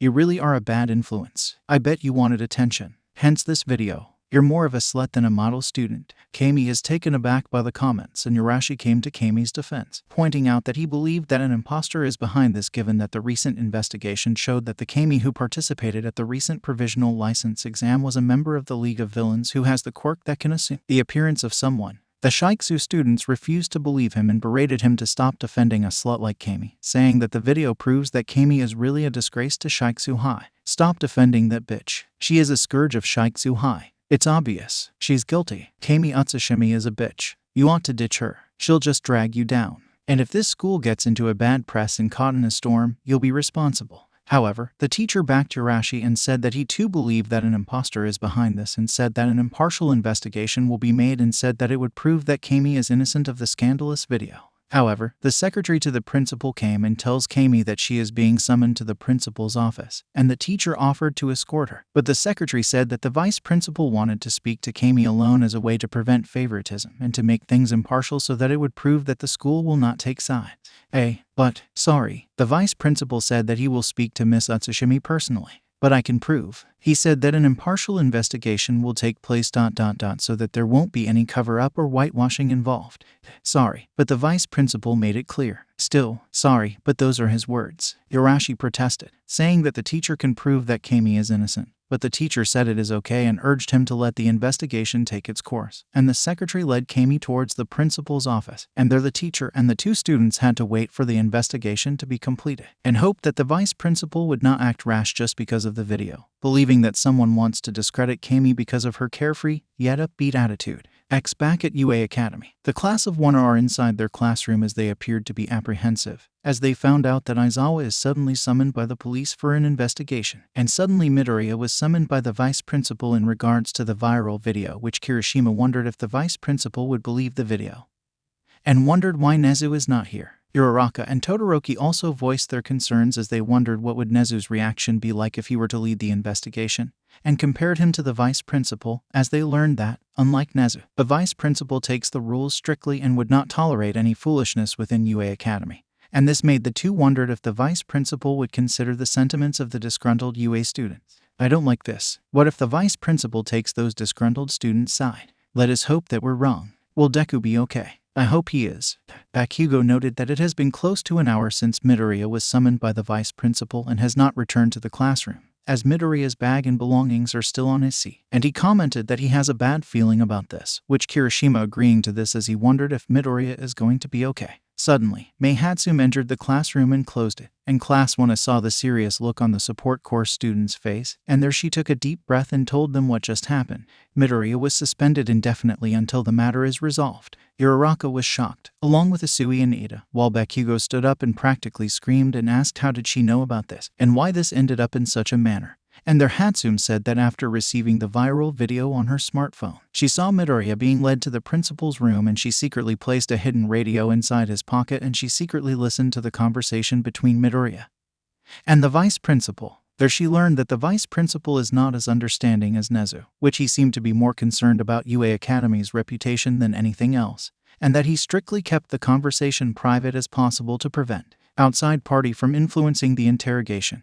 And despite Midoriya's statement that he hasn't met Camie since after the school festival, and that he has been at 𝐒𝐧𝗵𝗲 the past few days after school and never left, the vice principal said that the video appeared authentic, and said that while he will investigate the matter, he will have to maintain the peace of UA Academy, and to prevent a possible situation from erupting, he will do what he believes is the right thing. From what 𝗵𝘃𝗀𝗄 heard via the secret radio, the vice principal will have to suspend Midoriya until the investigation is complete, and to prevent tension within the dormitory, Midoriya will be barred from 𝐒𝐧𝗵𝗲 for the time being.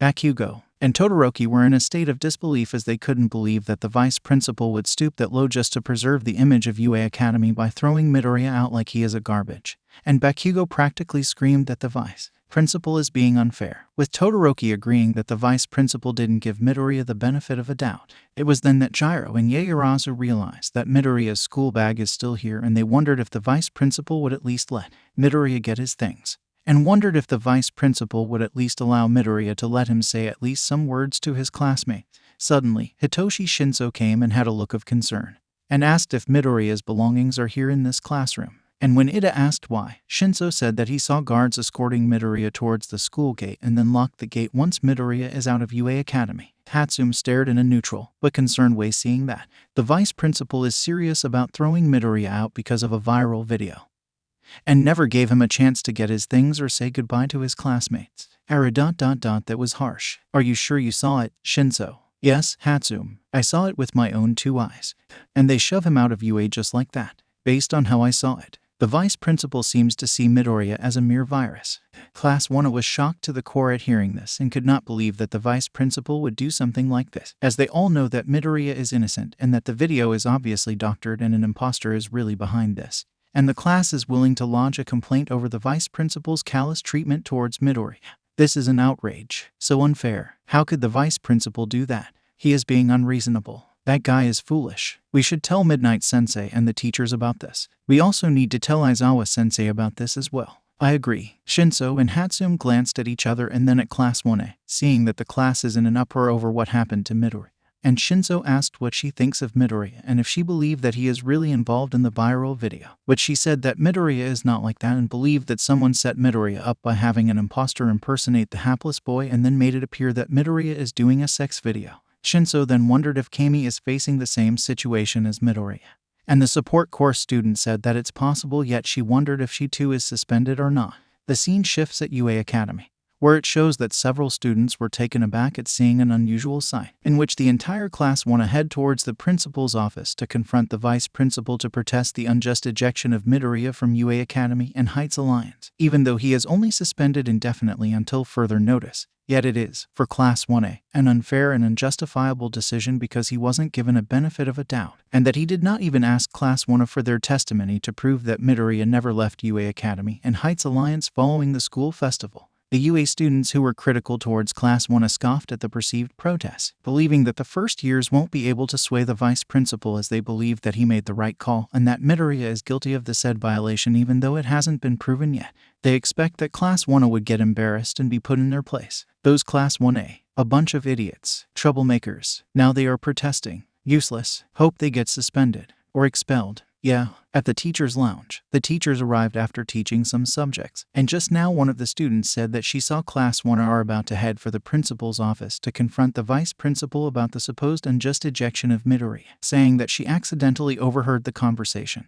Yet she said she has no idea but suspect that it may have something to do with the viral video that the students receive. Midnight, Present Mike, Snipe, and 13 blinked their eyes at hearing this, just as 𝗲𝗃𝗃 arrived, and after hearing this, he said that he received the said video. Although he admitted that it looked authentic, 𝗲𝗃𝗃 said that he doesn't believe it and that Midoriya is innocent until proven guilty, hence the boy deserved an impartial investigation, stating that it could be a villain impersonating Midoriya. As Midnight told 𝗲𝗃𝗃 about what they heard, the Class 1B homeroom teacher was quite taken aback, and seeing that Aizawa is not present at this time, he decided to talk to Class 1A into calming down and see what he can do.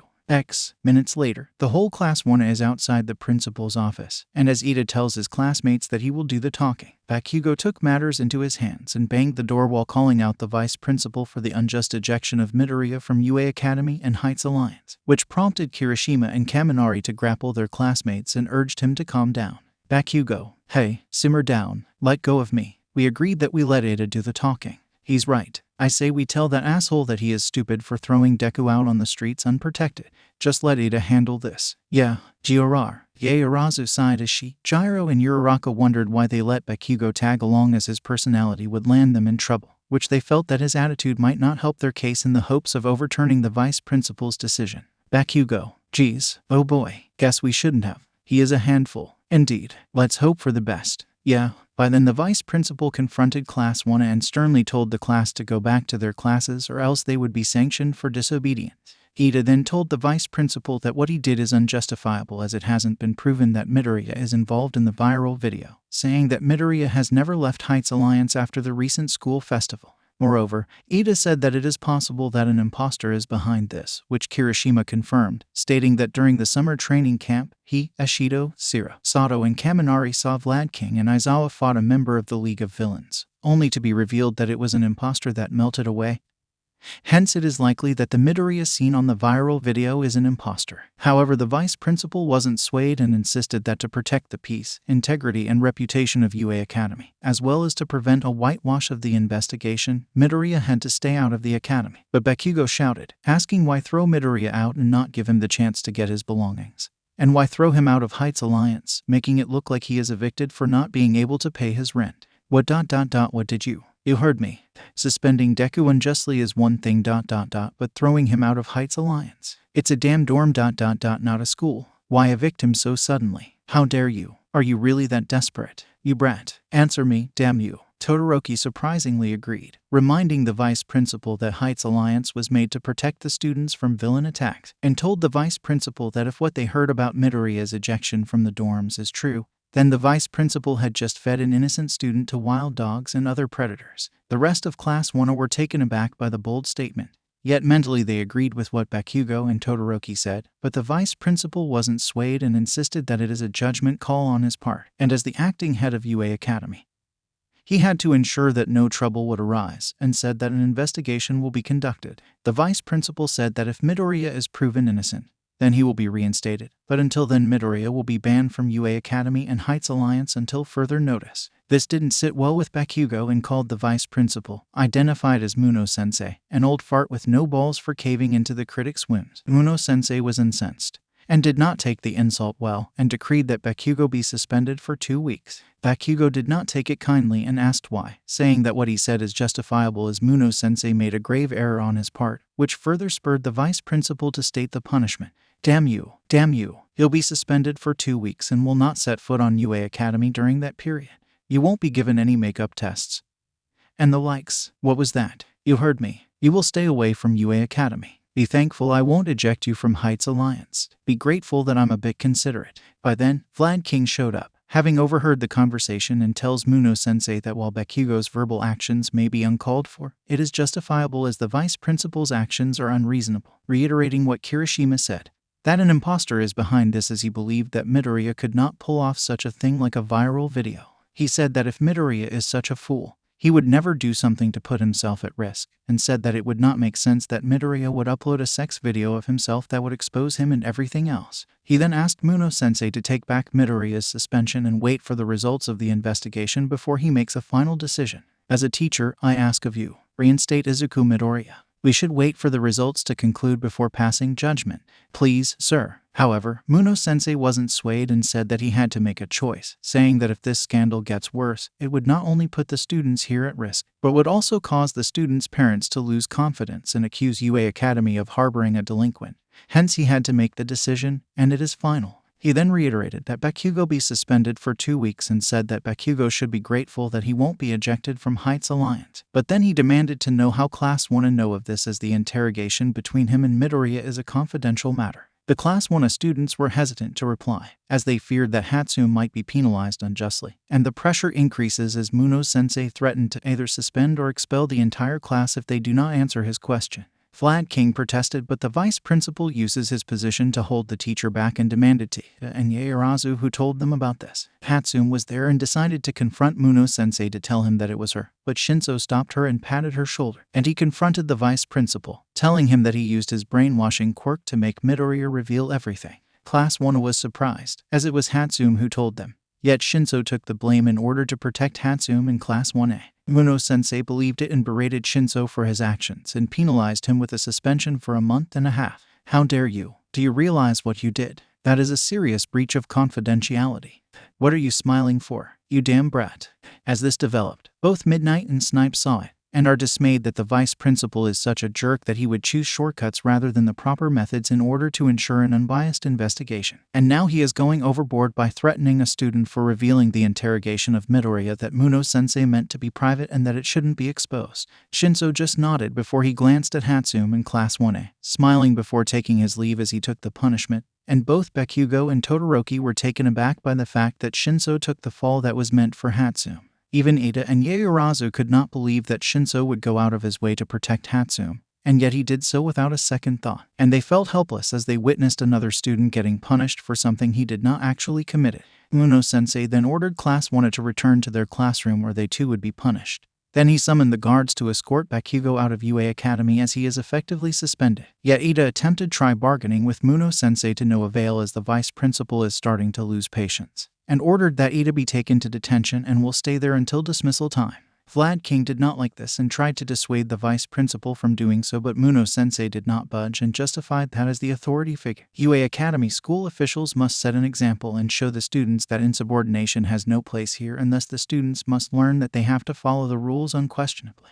And that is that. But, Muno-sensei, no buts. This is for the sake of maintaining the peace and security of UA Academy. But not like this. Sometimes we have to resort to extreme measures to quash any attempts on rebellion or insubordination.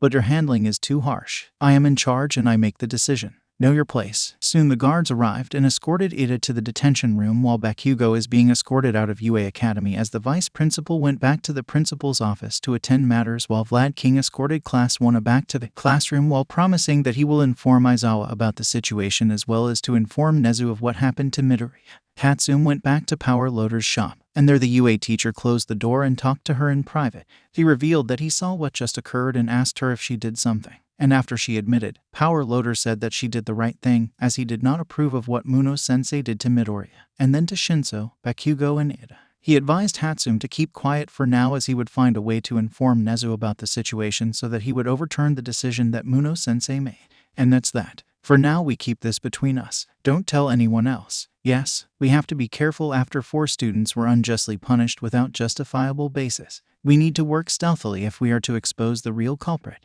Yeah, can I count on your cooperation? You got it. Several hours later, the time now is 17, and Midoriya is seen walking as he was ejected from 𝗪𝗋𝗄 Alliance by the UA Academy guards, as they were instructed not to let Midoriya in regardless of his business. Hence he wasn't even allowed to get his belongings, as the rest of his money were at his dorm room. With no choice, he had to head home to his mom's apartment by foot. As Midoriya passed by a park, he encountered something he did not expect, as he saw Camie 𝗧𝗵𝗲 sitting on a bench, her school uniform partially ripped, to the point where her bra and cleavage are partially exposed. And there Midoriya became more concerned, as he saw her face, in which the lower area, which is the left side below her mouth, was swelling, and traces of blood is partially visible. Midoriya had a feeling that she may have experienced a similar situation. but never thought it would be that physical. And there Camie saw Midoriya, yet she appeared to be emotionally distraught to give a reaction. As Midoriya sat beside her, he asked what happened and why is her 𝗧𝗍𝗄𝐻 uniform is in such a disarrayed manner. Camie was silent for 30 seconds before she reluctantly told him something, which made him feel utterly shocked. The viral video spread throughout 𝗧𝗍𝗄𝐻 and the students accused her of participating in it, and as the vice principal of 𝗧𝗍𝗄, identified as 𝗵𝘃𝗀 sensei, summoned her to the principal's office over the viral video. And as Camie honestly told the principal that she is not involved, and said that it is possible that the one who impersonated her at the provisional license exam may be the culprit. 𝗵𝘃𝗀 sensei said that Camie's actions matched her personality, and said that the board of directors unanimously voted to have her expelled. Camie went on to say that even the teacher, Urashi, and even Nagamasa Mora protested, saying that it is possible that the imposter did this, yet 𝗵𝘃𝗀 sensei stood to his decision and ordered Camie's immediate expulsion. Midoriya listened on as Camie also revealed that when she arrived home, her parents were furious as they showed the viral video and received a call about her expulsion, and her parents branded her a lost cause and an embarrassment to the 𝗧𝗵𝗲 family. And as Camie tried to explain herself, her father slapped her hard and throttled her around before throwing her out, and told her that none of the 𝗧𝗵𝗲 family members are willing to take in a shameful relative like her. Devastated, Camie slowly left and seek out her relatives for a chance to stay over, as she is now homeless, as she wasn't allowed to get her belongings. True to Mr. 𝗧𝗵𝗲's words, none of Camie's relatives are willing to take her in and even gave her the cold shoulders, and this led her to being here, as she has no relatives to take her in, and no money. As she hasn't received the provisional hero license, she cannot find work in the hero industry. Midoriya was emotionally affected as he felt that Camie was dragged into this mess and suffered a similar situation, though the only difference is that she was expelled and disowned by her own family while evicted from her home. There he gently held her hand and tells her that he also suffered a similar situation,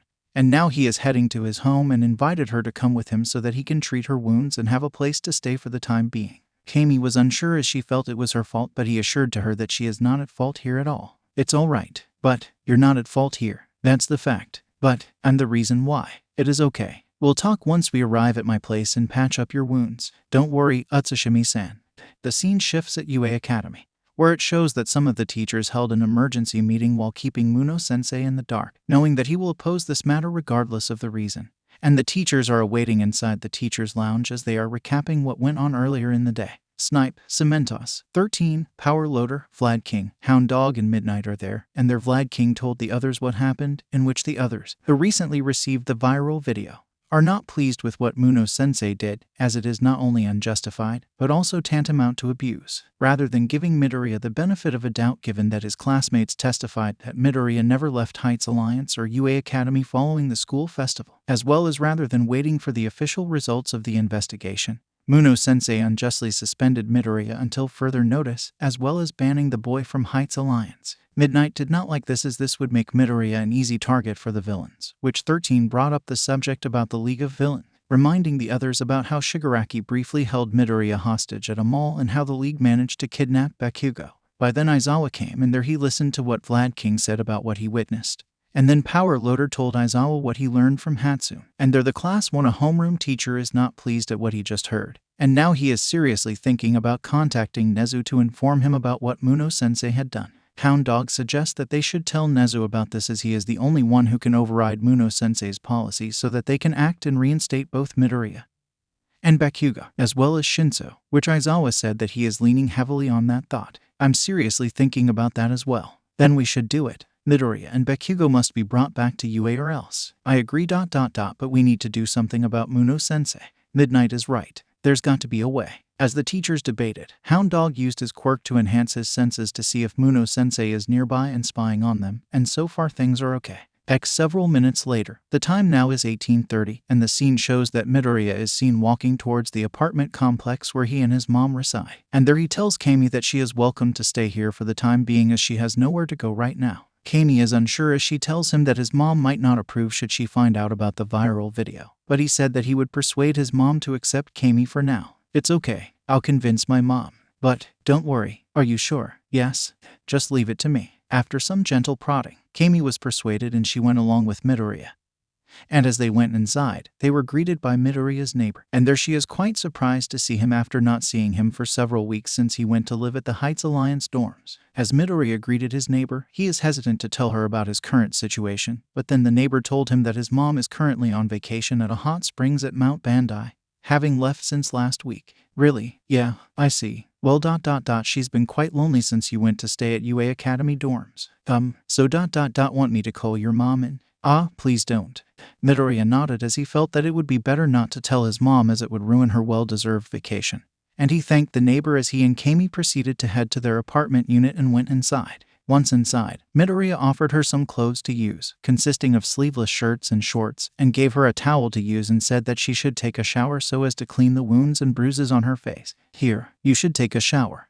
It's okay. Go on. Are you sure? Yes, okay. Nodding, Camie went to the bathroom to shower, while Midoriya went towards a cabinet to get the first aid kit and have it ready, and after some 10 minutes Camie came out and he blushed, seeing how attractive she looked when in house clothes. He then shook his head as he led her towards the sofa and began cleaning and disinfecting the bruises and wounds on the left side of her face, and she winced a bit due to pain. And Midoriya was bothered by the fact that her parents would do this to Camie as they know that she would never do something like doing a porn footage. He also wondered if the 𝗧𝗵𝗲 parents are aware of the fact that Himiko Toga is the one who attacked and impersonated Camie prior and during the provisional hero license exam. And this made Midoriya wonder if the 𝗧𝗵𝗲 parents deliberately used this as an excuse to evict Camie. After that, he tells her that he will cook dinner, but she volunteered to help, saying that she also knows how to cook, and said that she would do this as a way to thank him for letting her stay here. There's no need to. It's fine. Really? Yeah, it's the least I can do to give back. Really? If it's okay with you. Seeing that she is quite insistent, Midoriya consented and both helped each other in cooking dinner, and soon food is ready and he is quite surprised to find out that Camie is really good in cooking food, despite her carefree and quite odd behavior. After that, both head for Midoriya's bedroom, but she volunteered to stay at the sofa as she said she doesn't want to impose herself on him. And despite blushing, Midoriya said it is okay as he tells her that they'll be sharing the bed, which he sweat dropped as Camie gave a rather naughty smile. You sure it's fine that I sleep beside you? Yeah, so you won't mind if I end up hugging you. You might make a good throw pillow to hug with. Well, okay, let's share your bed. Come on here. Exit Heights Alliance. Class 1 are at the living room area as they are having an emergency meeting, which Ida had just arrived after serving detention, which the class rep was quite livid, saying that Muno-sensei forgot to tell the guard to fetch him and he was allowed to leave after 21:30. Kirishima was not pleased and said that they got to do something, as Midoriya is probably still in the streets as his belongings, including his wallet, are still here, and said that he is worried that villains might ambush Midoriya. Todoroki agreed and suggested that they go and see Hatsune and requested that she make a device that would serve as a drone and see if her invention would monitor on where Midoriya is at the moment. Bakugo sighed in annoyance and suggested that they would go to Midoriya's apartment, saying that it is most likely that he would head there given that Midoriya has nowhere to go now that their classmate is banned from Heights Alliance, which the others saw the logic. Yeah, that's right. Midoriya is probably there. We should go there, right now. He's right. We should check if Midoriya is there. What if he is still in the streets? Deku, why don't we move in? By then Aizawa arrived, and the students were relieved to see him, and in the sudden turn of events, nearly all the students simultaneously told Aizawa what happened earlier in the day, forgetting that their homeroom teacher would get pissed at the unruliness of the students. Aizawa-sensei, glad you're here. We need your help. It was terrible. Our classmate needs help. Please, we got no one to turn to. You got to do something. However, Aizawa sighed and decided to let it slide for now, seeing how his students were distressed, and it is understandable why Class 1 are in an emotional frenzy, and he urged them to calm down and assured to them that the faculty are making moves to rectify the situation. He then glanced at the calendar that was posted on the wall, and seeing that it is Thursday right now, Aizawa then called on the following students to step forward, which they nodded. The students that Aizawa called forth are Bakugo Kirishima, Todoroki Yaoyorozu Ida Uraraka Asui Gyro. Aizawa told the students who were called that he will excuse them for tomorrow's classes and instructed them to discreetly go to Midoriya's apartment, saying that it is likely that he would head there and talk to Midoriya, and then assess the situation there. He also instructed them and the rest of Class 1 to keep this a secret, as chances are Muno-sensei would oppose this, as he would claim that this would go against school policies and undermine the investigation. Class 1 nodded and said that they will keep it a secret and will not tell anyone about this no matter what. Aizawa nodded and told them to let him know if Muno-sensei attempted to interrogate the class without his consent. Yes, sensei. Yes, sensei. Yes, sensei. Yes, sensei. Yes, sensei. Yes, sensei. Yes, sensei. Yes, sensei. Much later, the scene shows that Midoriya and Camie are sharing the bed, and he was blushing hard at the fact that an attractive girl is laying next to him. Yet she appeared to be asleep, and he slowly took a glance at her. And to his surprise, he slowly finds himself entranced by her charms, seeing how cute she looked while asleep. But then she turned and lay on her right side while her left arm and leg slowly embraced him, making him blush deeper. But then he saw a tear falling from her eye, and this made him realize that she is still emotionally shaken by the fact that Camie was forcefully evicted from her home and ostracized by her whole family. And this made him feel sad, as he felt that he is partly to blame why they are in this situation, and wished that All Might were here to help him clear this misunderstanding. Midoriya then wrapped his arm around her as a way to comfort her, and to his surprise, she scooted closer and hugged him, which made him blush deeper. Yet he sensed that she wanted an emotional support, so he consented to let her hug him as he embraced her further. The scene shifts at the apartment complex, where the time now is 6:30, and Midoriya slowly opened his eyes as sunlight penetrated the window and struck his eyes, rousing him from his slumber. And there he saw that Camie is already awake and smiling a bit, as his arm wrapped around her waist, while her arm wrapped around his shoulder.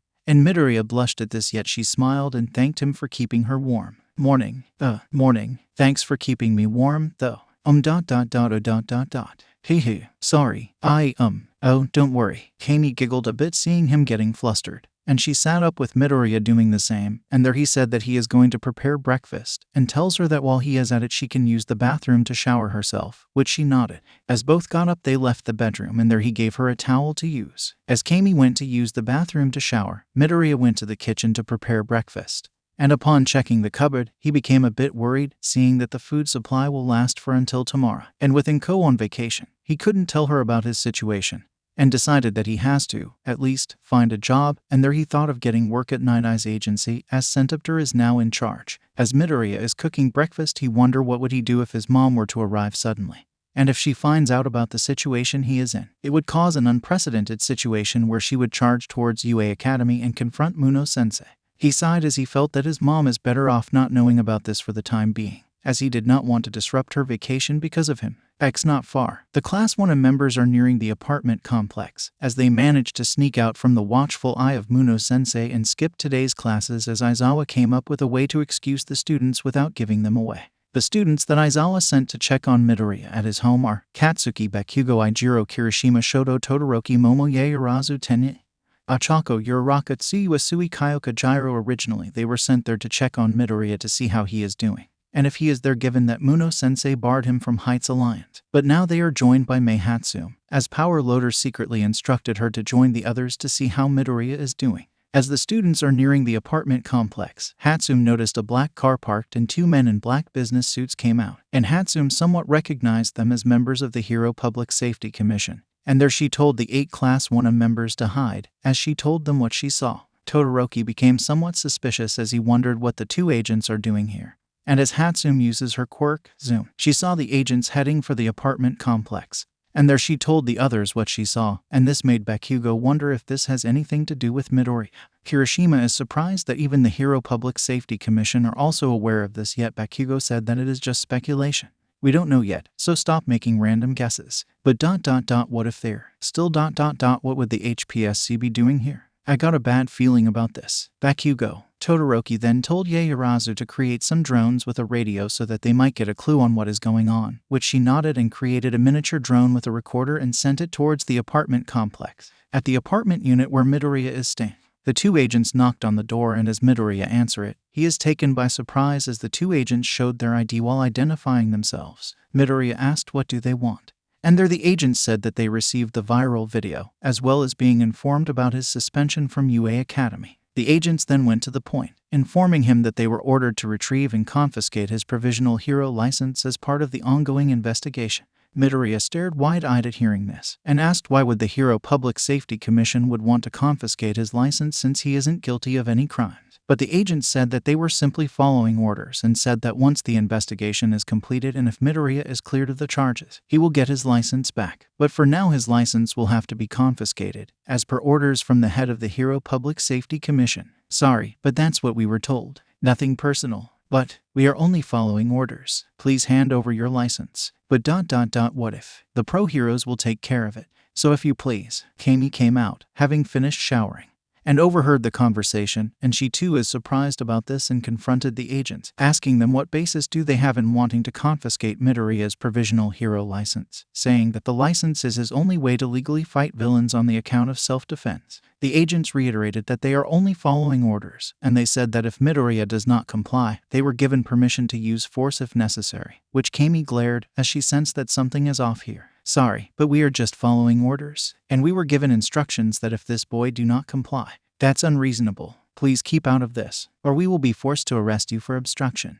What was that? Midoriya tried to stay calm, as he also sensed that something is amiss, but then he saw the neighbors peering out as they noticed something, and not wanting to cause trouble, and to keep this situation a secret from being leaked, he reluctantly surrendered his provisional hero license to the agents. The two agents then told Midoriya that the investigation is underway and promised that they will give the license back to him once his innocence is proven. And after that, the agents left. And Camie could not believe what she just saw and saw Midoriya staring at the floor, and she felt compelled to do something. However, Midoriya stopped her and said that it is okay, as he believed that the misunderstanding will be cleared up and he will get his license back. And Camie is starting to feel guilty as she felt that he is suffering because of her, but he assured to her that she is not at fault. Camie was visibly distressed as she feels that what the 𝐒𝐴 Safety Commission did is unfair, as they cannot just confiscate his license because of a viral video that hasn't been proven that Midoriya is behind this. And she wondered what she could do to help. By then 𝗵𝗃 and the 8 Class 1 members came, as they are now aware of what transpired, thanks to the drone that Yaoyorozu sent,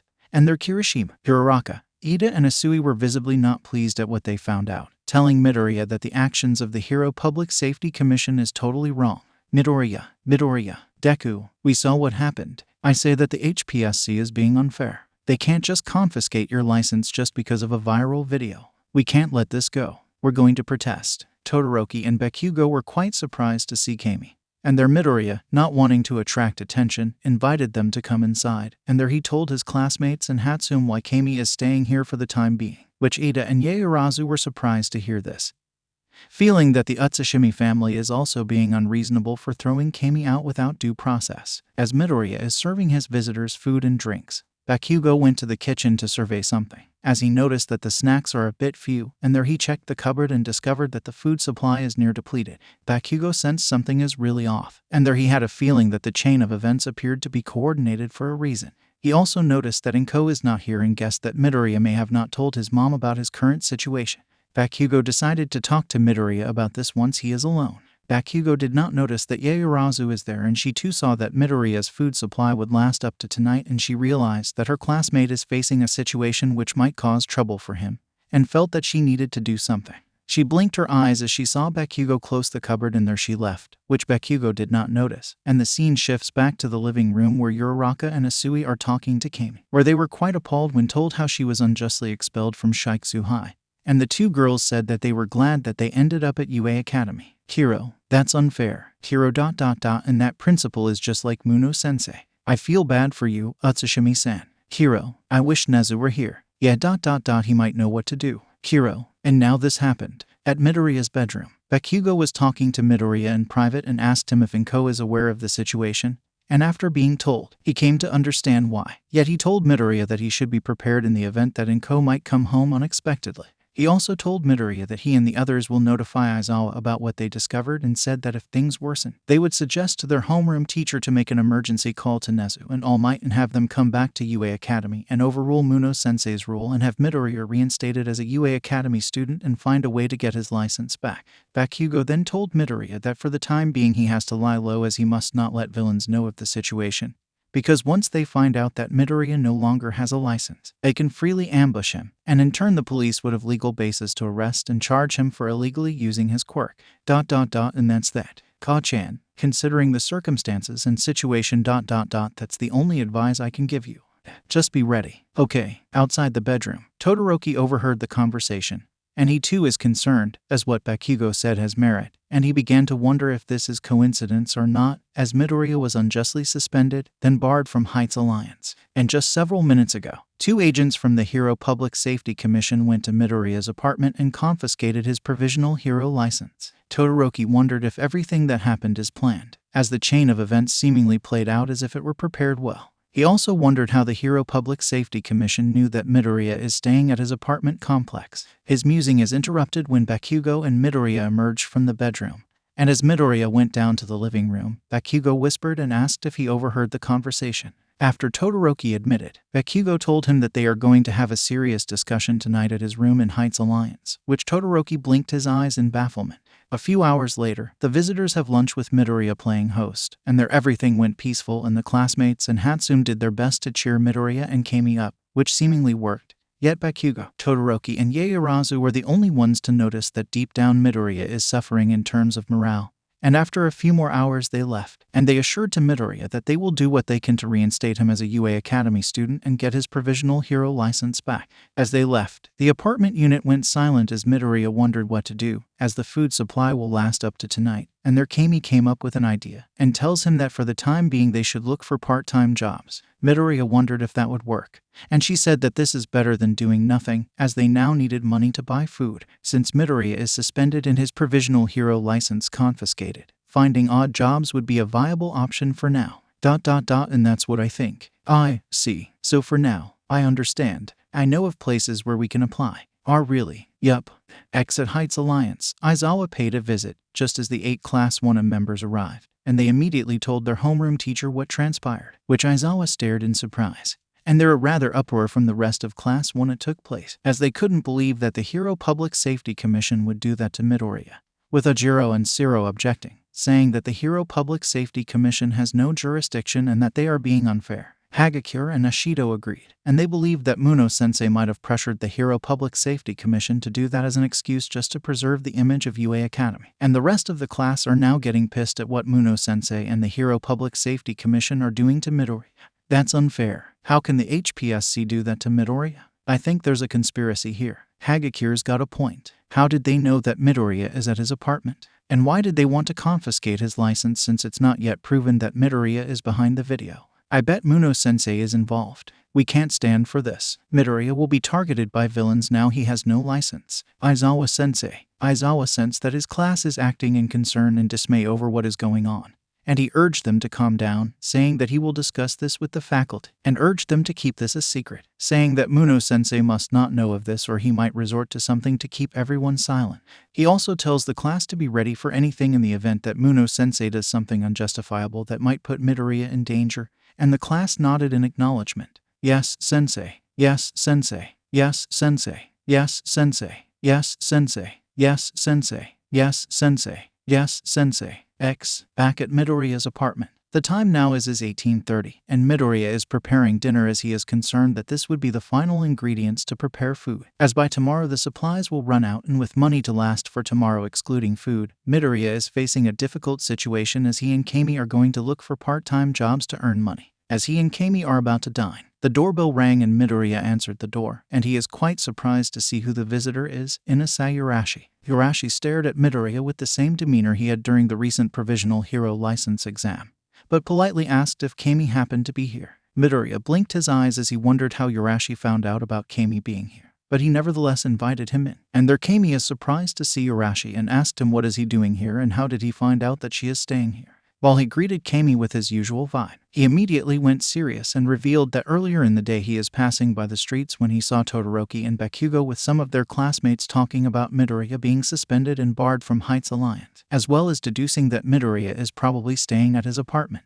Urashi decided to secretly follow the Class 1 students, and there he heard and saw them seeing the 𝐒𝐲𝐵 agent. And through Ieyasu's drone and its speakers, he found out that Camie is staying at the apartment complex and that Midoriya's provisional hero license was confiscated. Urashi then told Camie that ever since she was unjustly expelled from Shikzu High, he tried to contact her but couldn't reach her, and when he went to the 𝗬𝗏 residence, her parents coldly told him to leave as Camie no longer live here and said to him never to go look for a useless brat. As Urashi left, a neighbor secretly told him what she overheard, like the 𝗬𝗏 patriarch instructing its family members to turn back Camie and never take her in, which Urashi is shocked and using unspecified means. He managed to call each 𝗬𝗏 relative members and inquired about Camie, where each of them tells him that they have and want nothing to do with her and cut off the conversation. And the rest is self-explanatory. Urashi wondered what would happen to Camie, and this made him feel worried, and decided to head home and skip classes the next day and go look for her, and the rest is history. Urashi then tells Camie that he is planning to take her in at his home where she can stay at the time being, while he would ask Nagamasa Yora to see if there is a way to find out who framed Camie so that her name would be cleared and reinstated as a Shiksu High student. Camie was moved by this but politely declined the offer, saying that his family might get dragged into the mess, and said that she will be staying here at Midoriya's apartment, which Urashi was a bit surprised and asked her if she is sure.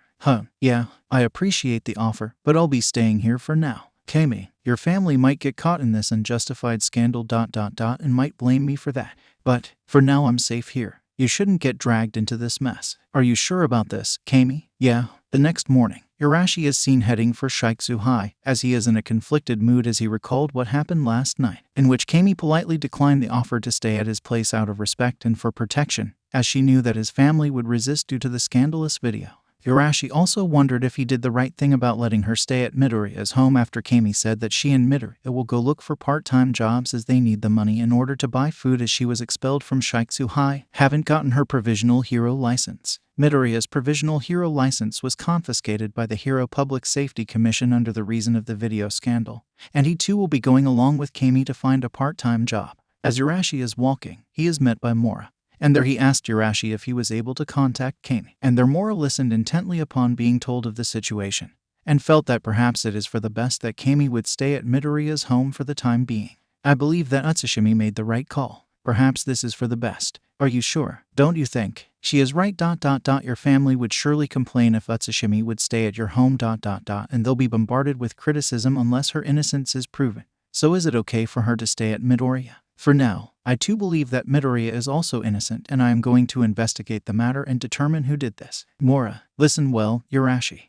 Mora then told Urashi that for now he has to focus on his studies, while Mora himself would seek help from his contacts to find a way to clear Camie's name that would help reinstate her as a Shiksu High student, as well as to persuade the Utsushimi family to reconsider and welcome Camie back with open arms. Urashi nodded, though he said that he doubted that the Utsushimi family would do that given how they threw her away so easily just because of the viral video, and ostracized her without confirming if she is involved or not. Mora then told Urashi that he will see what he can do to get the principal to reconsider his decision, and the two schoolmates soon entered the school grounds of Shiksu High. At Heights Alliance, Class 1 are preparing to head for UA Academy, though they felt like wanting to skip classes as they realized that Bakugo was unjustly suspended for 2 weeks, and their Kirishima promised to show him the lectures as well as the assignments and upcoming quizzes. Todoroki then told Bakugo to try keeping his cool in case Muno-sensei shows up here and tries to agitate him, though Bakugo scoffed and said that Muno-sensei better enjoy himself, as sooner or later the vice principal will regret his actions in the end. Don't try stooping at his level, Bakugo. Why not? It's like you said. Muno-sensei is an idiot. I told you so. But you shouldn't act like he does. You need to find a way to outsmart him so in the end he will lose because of his foolish decision. 𝗵𝗃. Fine. Now hang in there and try not to get provoked. Alright already. As the class leave Heights Alliance, Yaoyorozu is seen looking worried after recalling what she saw at Midoriya's apartment, where his food supply is about to run out, and she thought carefully on what to do and how to help him given that his provisional hero license was confiscated. Gyro noticed her classmate's silence and asked her if she is okay, which Yaoyorozu assured to her that everything will be okay and that Midoriya would be reinstated as a UA Academy student sooner than later. Yeah, I hope Midoriya gets reinstated. I believe so too. I wish Principal Nezu were back. Same here. If only we could find a way to expose the true culprit. I'm sure we will ... We need to be a bit patient. Suddenly, Kendo of Class 1B showed up and discreetly told the latest scoop that has happened in UA Academy, in which Muno-sensei suspended Hatsum for a month after he discovered that Hatsum spied on his conversation with Midoriya the other day. Ida and Yaoyorozu were surprised as they couldn't believe that Muno-sensei was able to find out, and that his actions were very harsh and unprinciple-like, which Todoroki sensed that Muno-sensei may have sent a spy to monitor those who are close to Midoriya.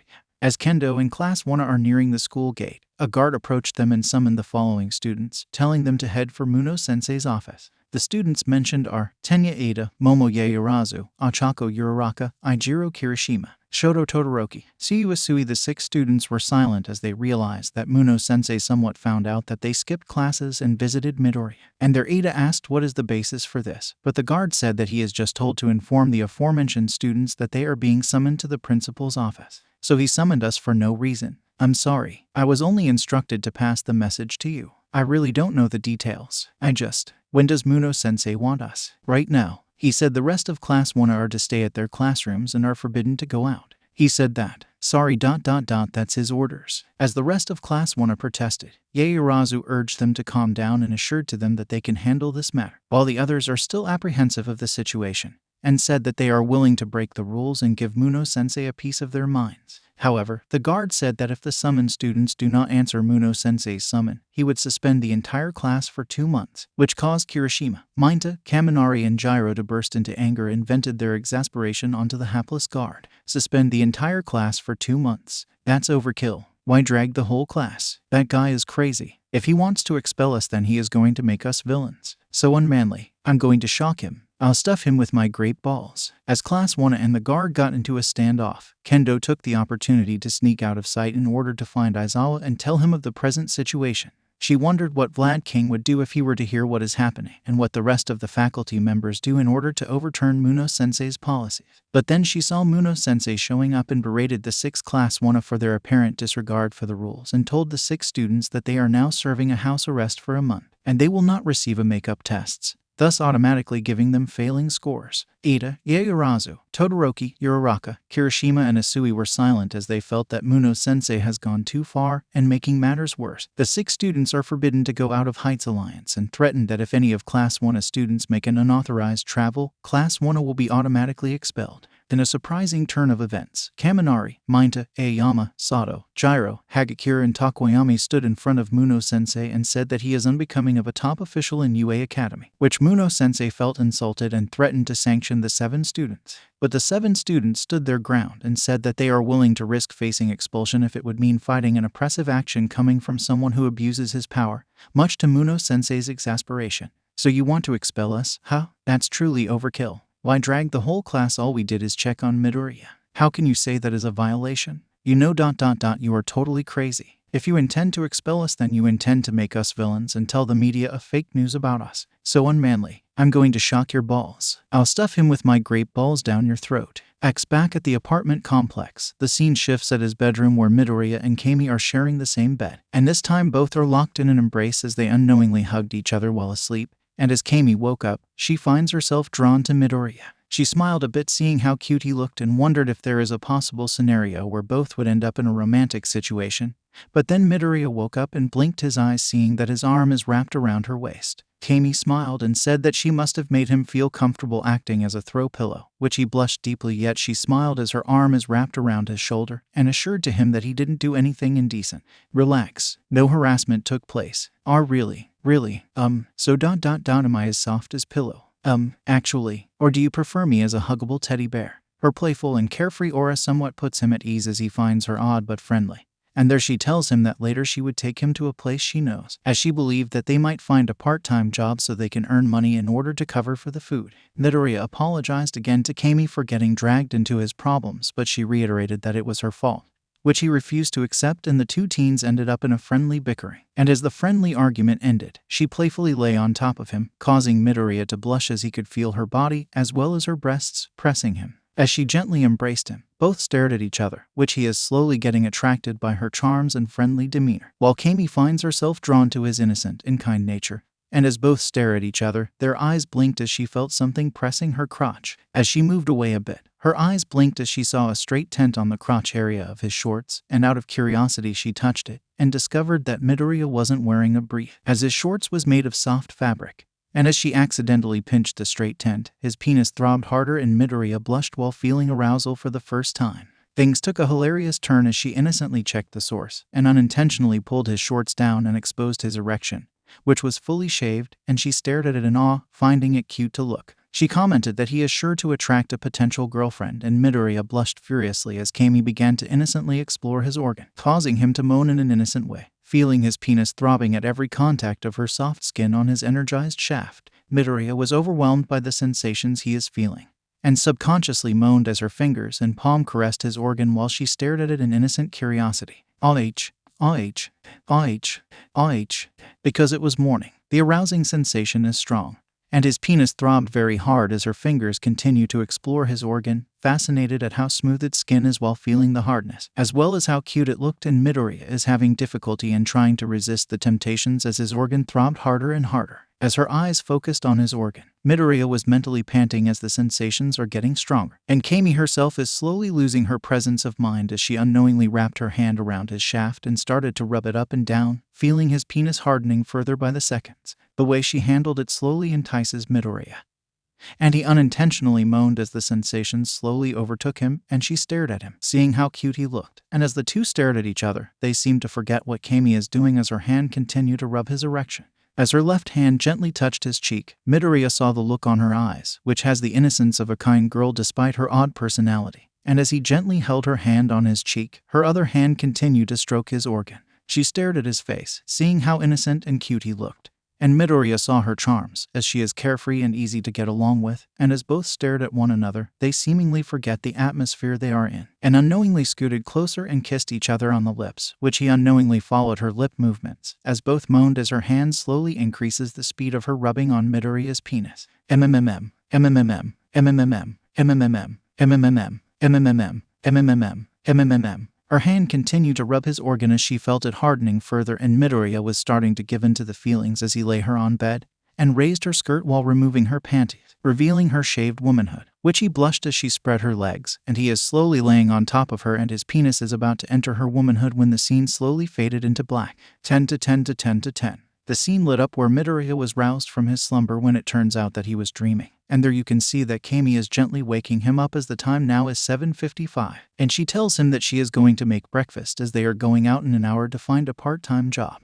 Midoriya stared wide-eyed as he suddenly recalled the dream and blushed upon seeing that Camie is wearing the same bedgown that he saw in his dream. And suddenly Camie blinked her eyes upon seeing the straight tent on his shorts, and she smiled naughtily as she asked who he is dreaming about, which Midoriya blushed deeper as he tried to dodge the question. So ... who's the lucky girl? I bet she is a sexy type. It's ... Wait ... were you dreaming about me? That means you like me. Wait ...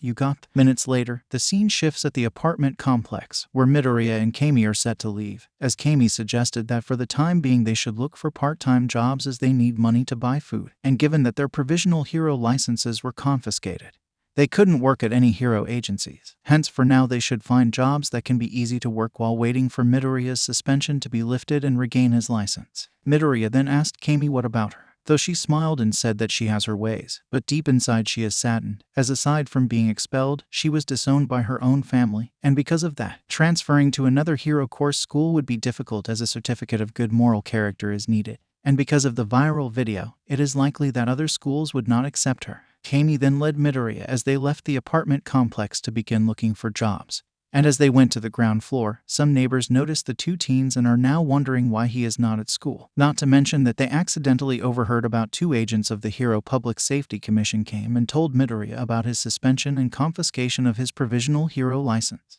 There it is revealed that the neighbors mysteriously received the viral video but did not believe that Midoriya is the one on the video, as they know that Midoriya is not the kind of boy who would do something foolish to expose himself, and believe that he was framed. Moreover, the neighbors deduced that Midoriya didn't mention any of this as a way to protect the neighbors and 𝐻𝐭 from unwanted scrutiny. It is also revealed that they accidentally overheard the fact that Midoriya was unjustly suspended from UA Academy after accidentally eavesdropping from the visiting Class 1 students who visited Midoriya, which surprised the neighbors.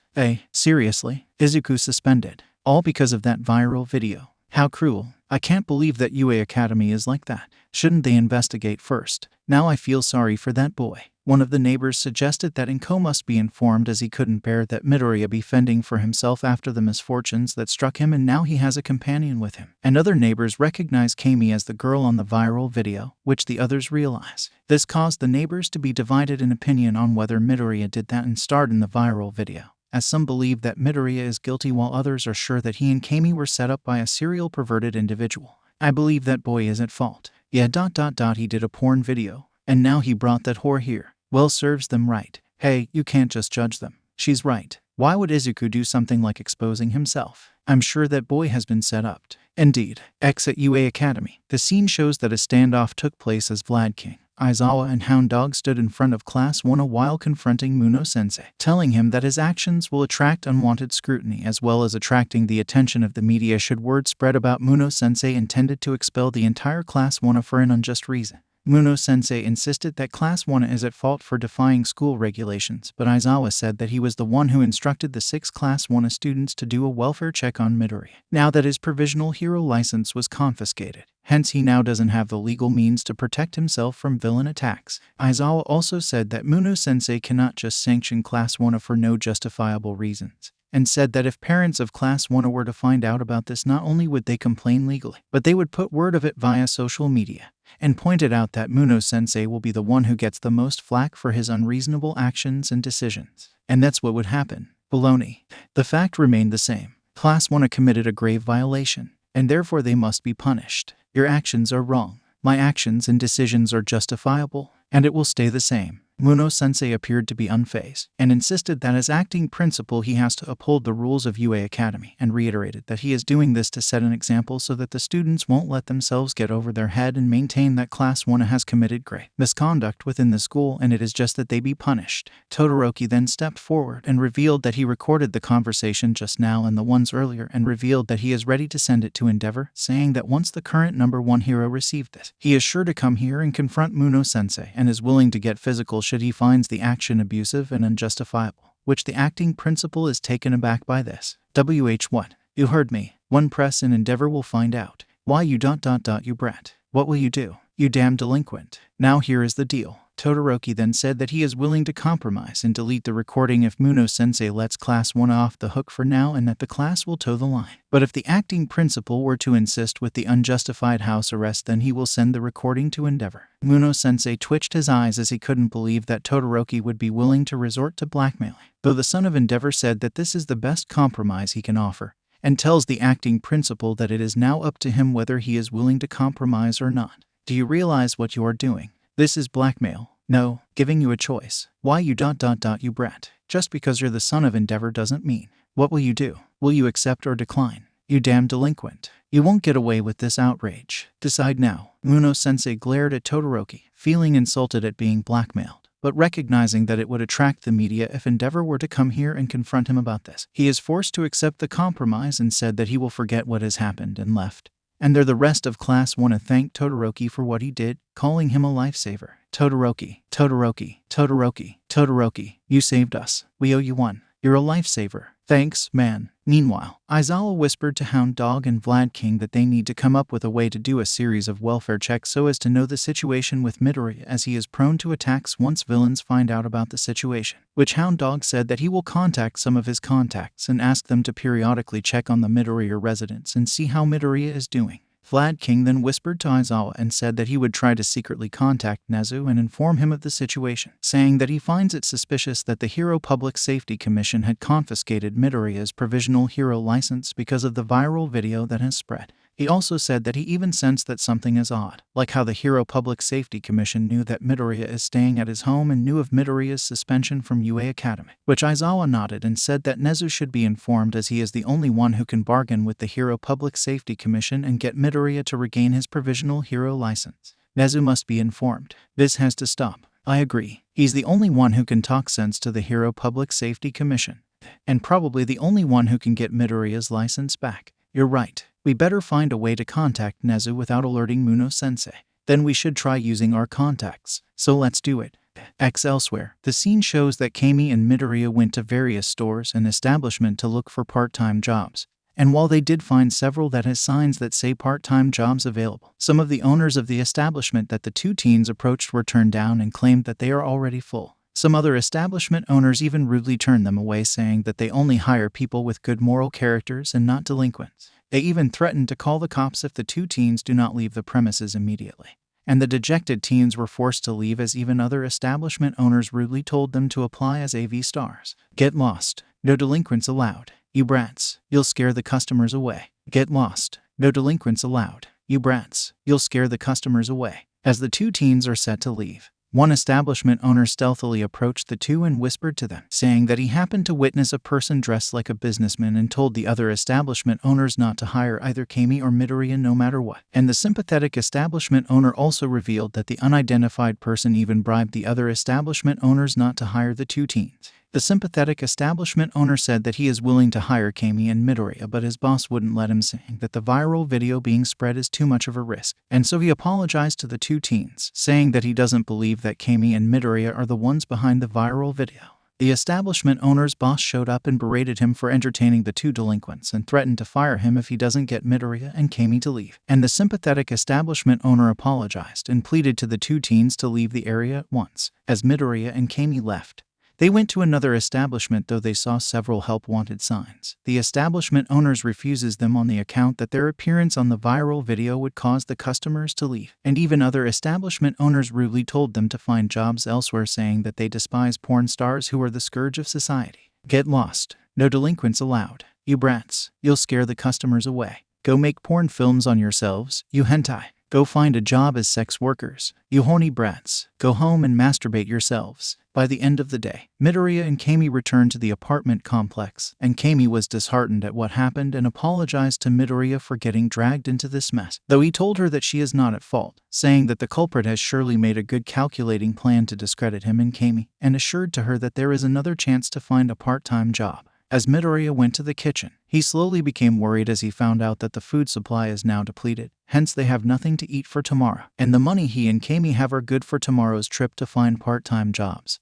And because of that, the two teens would be forced not to eat tomorrow straight. He turned around and saw Camie, as she realized what he is worried about, and she glanced at the floor as she is starting to get discouraged at the situation they are in, yet Midoriya tried to reassure her that this is not the end of everything. It's okay, 𝗧𝗵𝗵𝗲. It's okay. Don't worry. But it's okay. Really. No. It's ... There's nothing for you too. But there is. Midoriya then saw her face and tears fell from her eyes, and he hugged her as he tells her that they are not giving up and promised that everything will be okay and he will not let the true culprit get away with what she did, and said that he would try to call some contacts and see if there might be a way to find temporary jobs to apply. It's okay, 𝗧𝗵𝗵𝗲. It's okay. Don't worry. I happen to know some contacts. Maybe they might give us some part-time jobs. But it's okay. Really. No. It's my fault. You did nothing wrong ...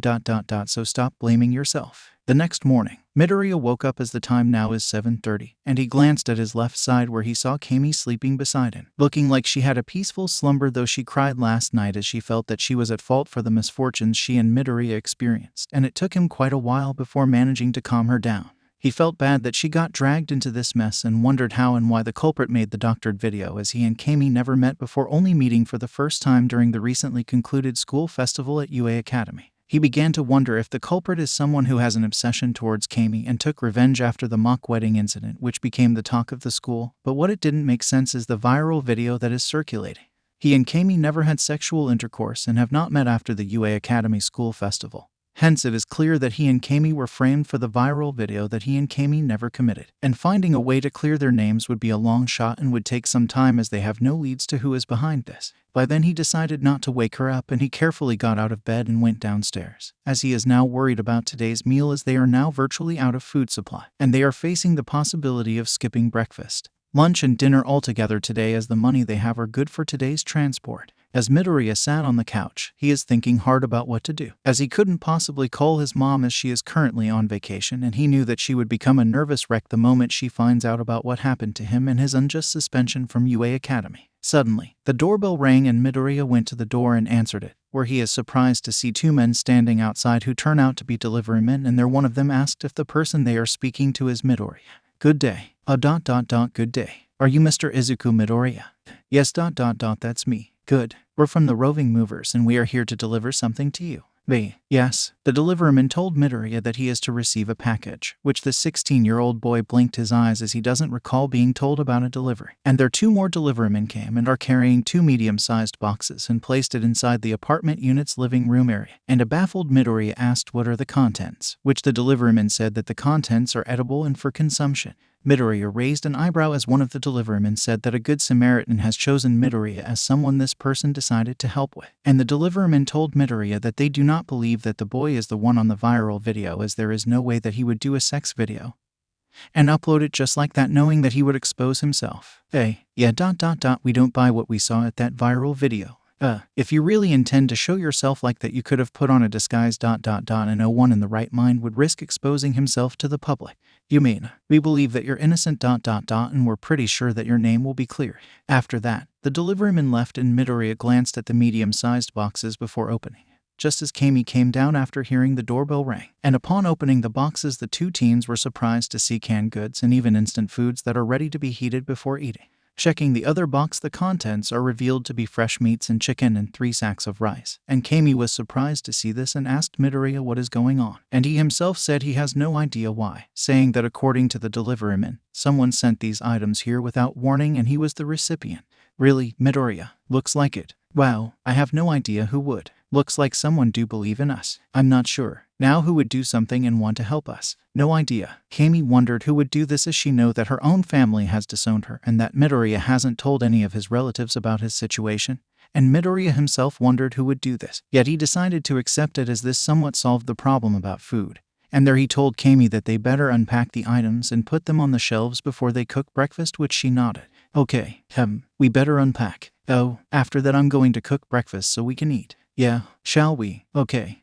Later in the day, a teacher at UA Academy requested to Bakugo to do a little errand, which surprisingly, he accepted, as he doesn't feel like attending classes, as he is still pissed at Muno-sensei for his actions yesterday. And while doing the errand, as the place is within the central business district, he came across Inasa Urashi, and the two blinked their eyes upon meeting unexpectedly. Urashi looked around before inviting Bakugo to a nearby McDonald's restaurant, and the latter reluctantly accepted, as he felt that it is too early to head back to UA Academy, and that Urashi said that he will pay the food. And as the two boys began eating, Urashi stealthily asked how Midoriya and Camie are doing, which Bakugo raised an eyebrow. He told Urashi that he hasn't seen them yesterday, and said that he would try to sneak out of UA just to check on them, as the acting principal seemingly tried to prevent Class 1 from seeing Midoriya and Camie, which the Shiksu student raised an eyebrow and was quite surprised to hear this. Seriously? Yeah, why would he? Don't know, but he makes me puke. This is unexpected. I suppose you're right. What? Glancing on both sides and seeing that no one else is listening,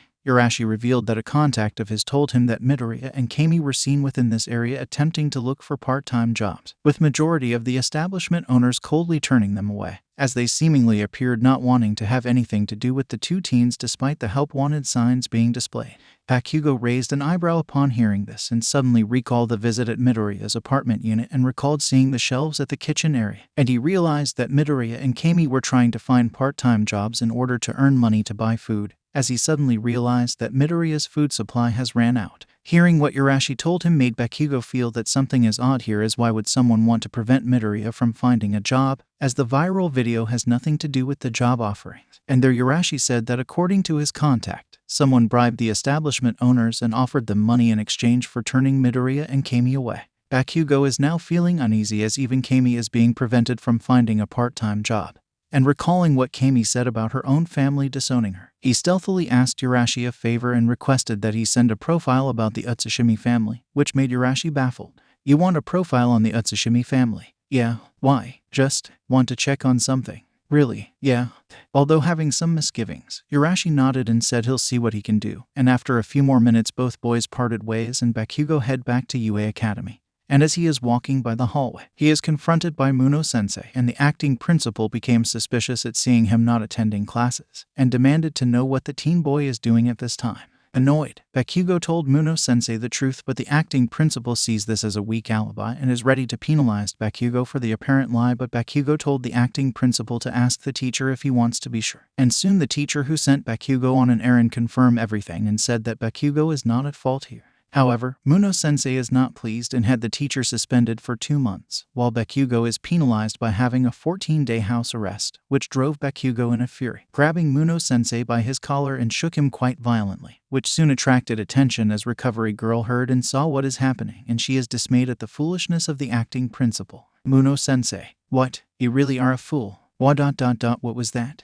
Your foolishness knows no bounds, do you? How dare you? It makes me wonder why you became an acting principal. Why you? As Recovery Girl berated Muno-sensei for his actions, the acting principal insisted that the teacher violated the school rules and thus he must be penalized for his errors. But Hound Dog came and tells the acting principal that it won't happen, as he said that if Muno-sensei went ahead with suspending the teacher and hand Bakugo the 14-day house arrest, both the teacher and Bakugo will tell the press what the acting principal did. This would cause a storm which will fall squarely Muno-sensei himself. Muno-sensei stared wide-eyed at hearing this and said that this is not fair, but Hound Dog pointed out that the acting principal himself is not being fair, as the teacher has a legitimate reason to send 𝗵𝘃𝗀𝗁 on an errand and was excused by Aizawa himself. And despite being irritated, Muno-sensei is forced to relent and cancelled the punishment and left. The beleaguered teacher thanked Hound Dog for the save, which the pro-hero said it is nothing, while advising 𝗵𝘃𝗀𝗁 to keep his cool, as told the Class 1 member that the faculty members are looking for a way to contact Nezu and inform him of the situation so that he could find a way to lift Midoriya's suspension and regain his provisional hero license. Just keep your cool and don't let Muno-sensei rile you up.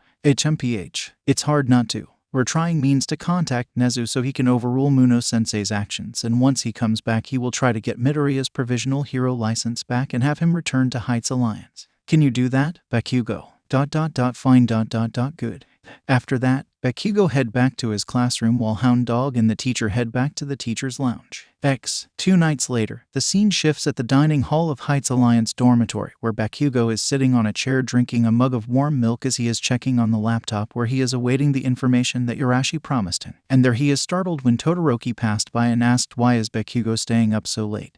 And though he wanted to keep it to himself, 𝗵𝘃𝗀𝗁 felt compelled and told him what happened after accidentally meeting with the Shiketsu student at the Central Business District. Todoroki stared in disbelief upon hearing this and wondered why would someone want to prevent Midoriya from finding a part-time job. And there 𝗵𝘃𝗀𝗁 realized something and told his classmate about Midoriya's situation at his home, in which he said that Midoriya's food supply has ran out and sensed that Midoriya looking for a part-time job is due to needing money to buy food. Todoroki became worried as he realized that both Midoriya and Camie will starve, and since they have no money, he became worried that Midoriya and Camie might resort to stealing. And there he said that he will ask his father, endeavor to do a welfare check on Midoriya and Camie. 𝗵𝘃𝗀𝗁 nodded, saying that this might be better as he has a feeling that Muno-sensei would try any means to prevent any of Class 1 to go outside and check on Midoriya. So ...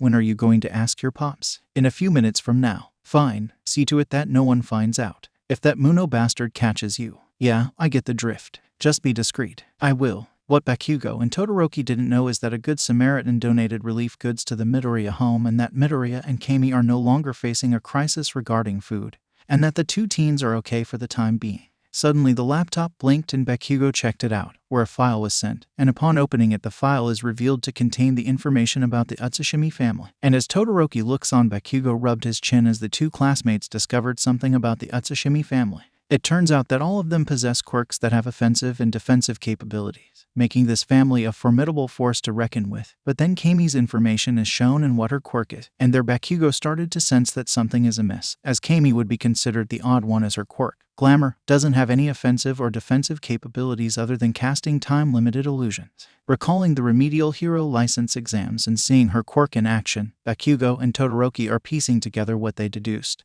and are wondering if Camie's quirk has something to do with her family expelling and disowning her, seeing that her family somewhat anticipated the fact that Shiketsu expelled her unjustly and that Camie's parents did not give her a chance to explain her side, giving the two Class 1 classmates the impression that Camie's parents uses the viral video as an excuse to throw her out of the 𝗧𝗵𝗲 house and pressured their relatives into turning Camie away. 𝗵𝘃𝗀𝗁 are you suggesting? Well, if you think about it, it somewhat gives you the impression. But think about what 𝗧𝗵𝗲 told us the other day. Shiketsu High expelled her ... and when she came home ... her parents berated her, verbally and physically ... to the point of humiliating her by smacking her face left and right ... and then throw her out of the house ... and given what Urashi told me earlier ... like the 𝗧𝗵𝗲 parents pressuring their relatives into turning Camie away ... it somewhat makes sense. And you're suspecting that Camie's parents using the viral video as an excuse to disown her is because her quirk is deemed weak by their standards. It's just a suspicion ... but if you piece the clues we got together ... it might be possible.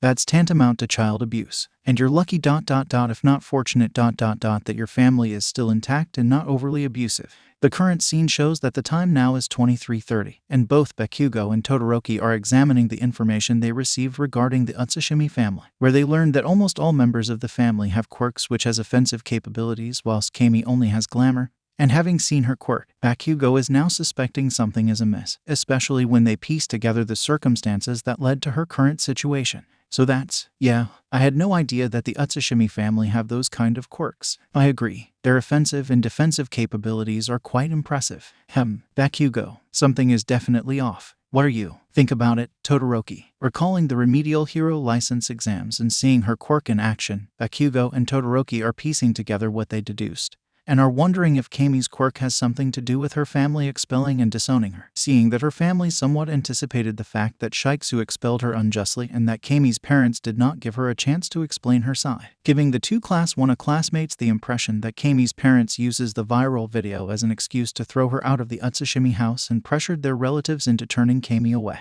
Bakugo ... Are you suggesting? Well ... If you think about it ... It somewhat gives you the impression. But think about what 𝗧𝗪𝗲 told us the other day. 𝗧𝗪𝗂 expelled her ...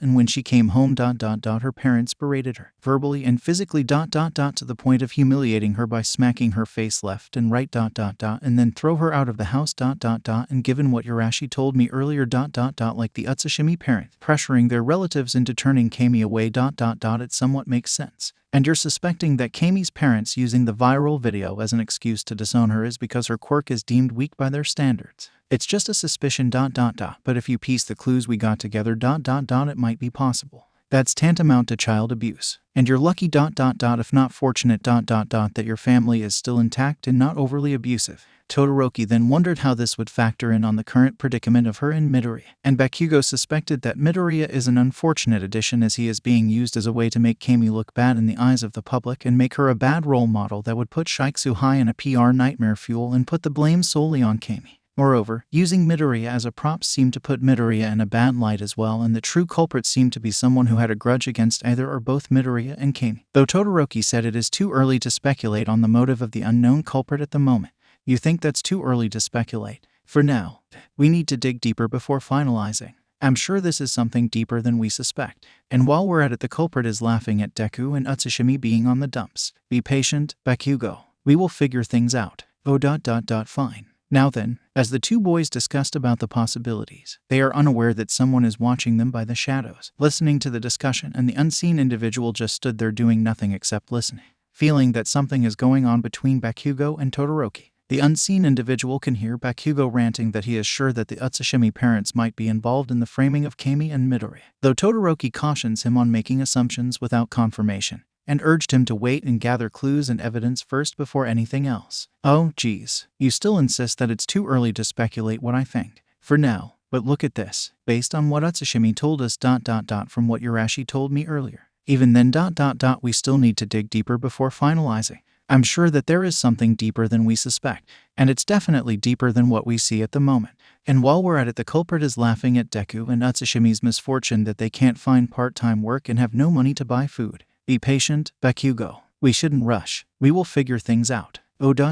Fine. Now then, the scene shifts at the apartment unit where Midoriya and Camie are staying.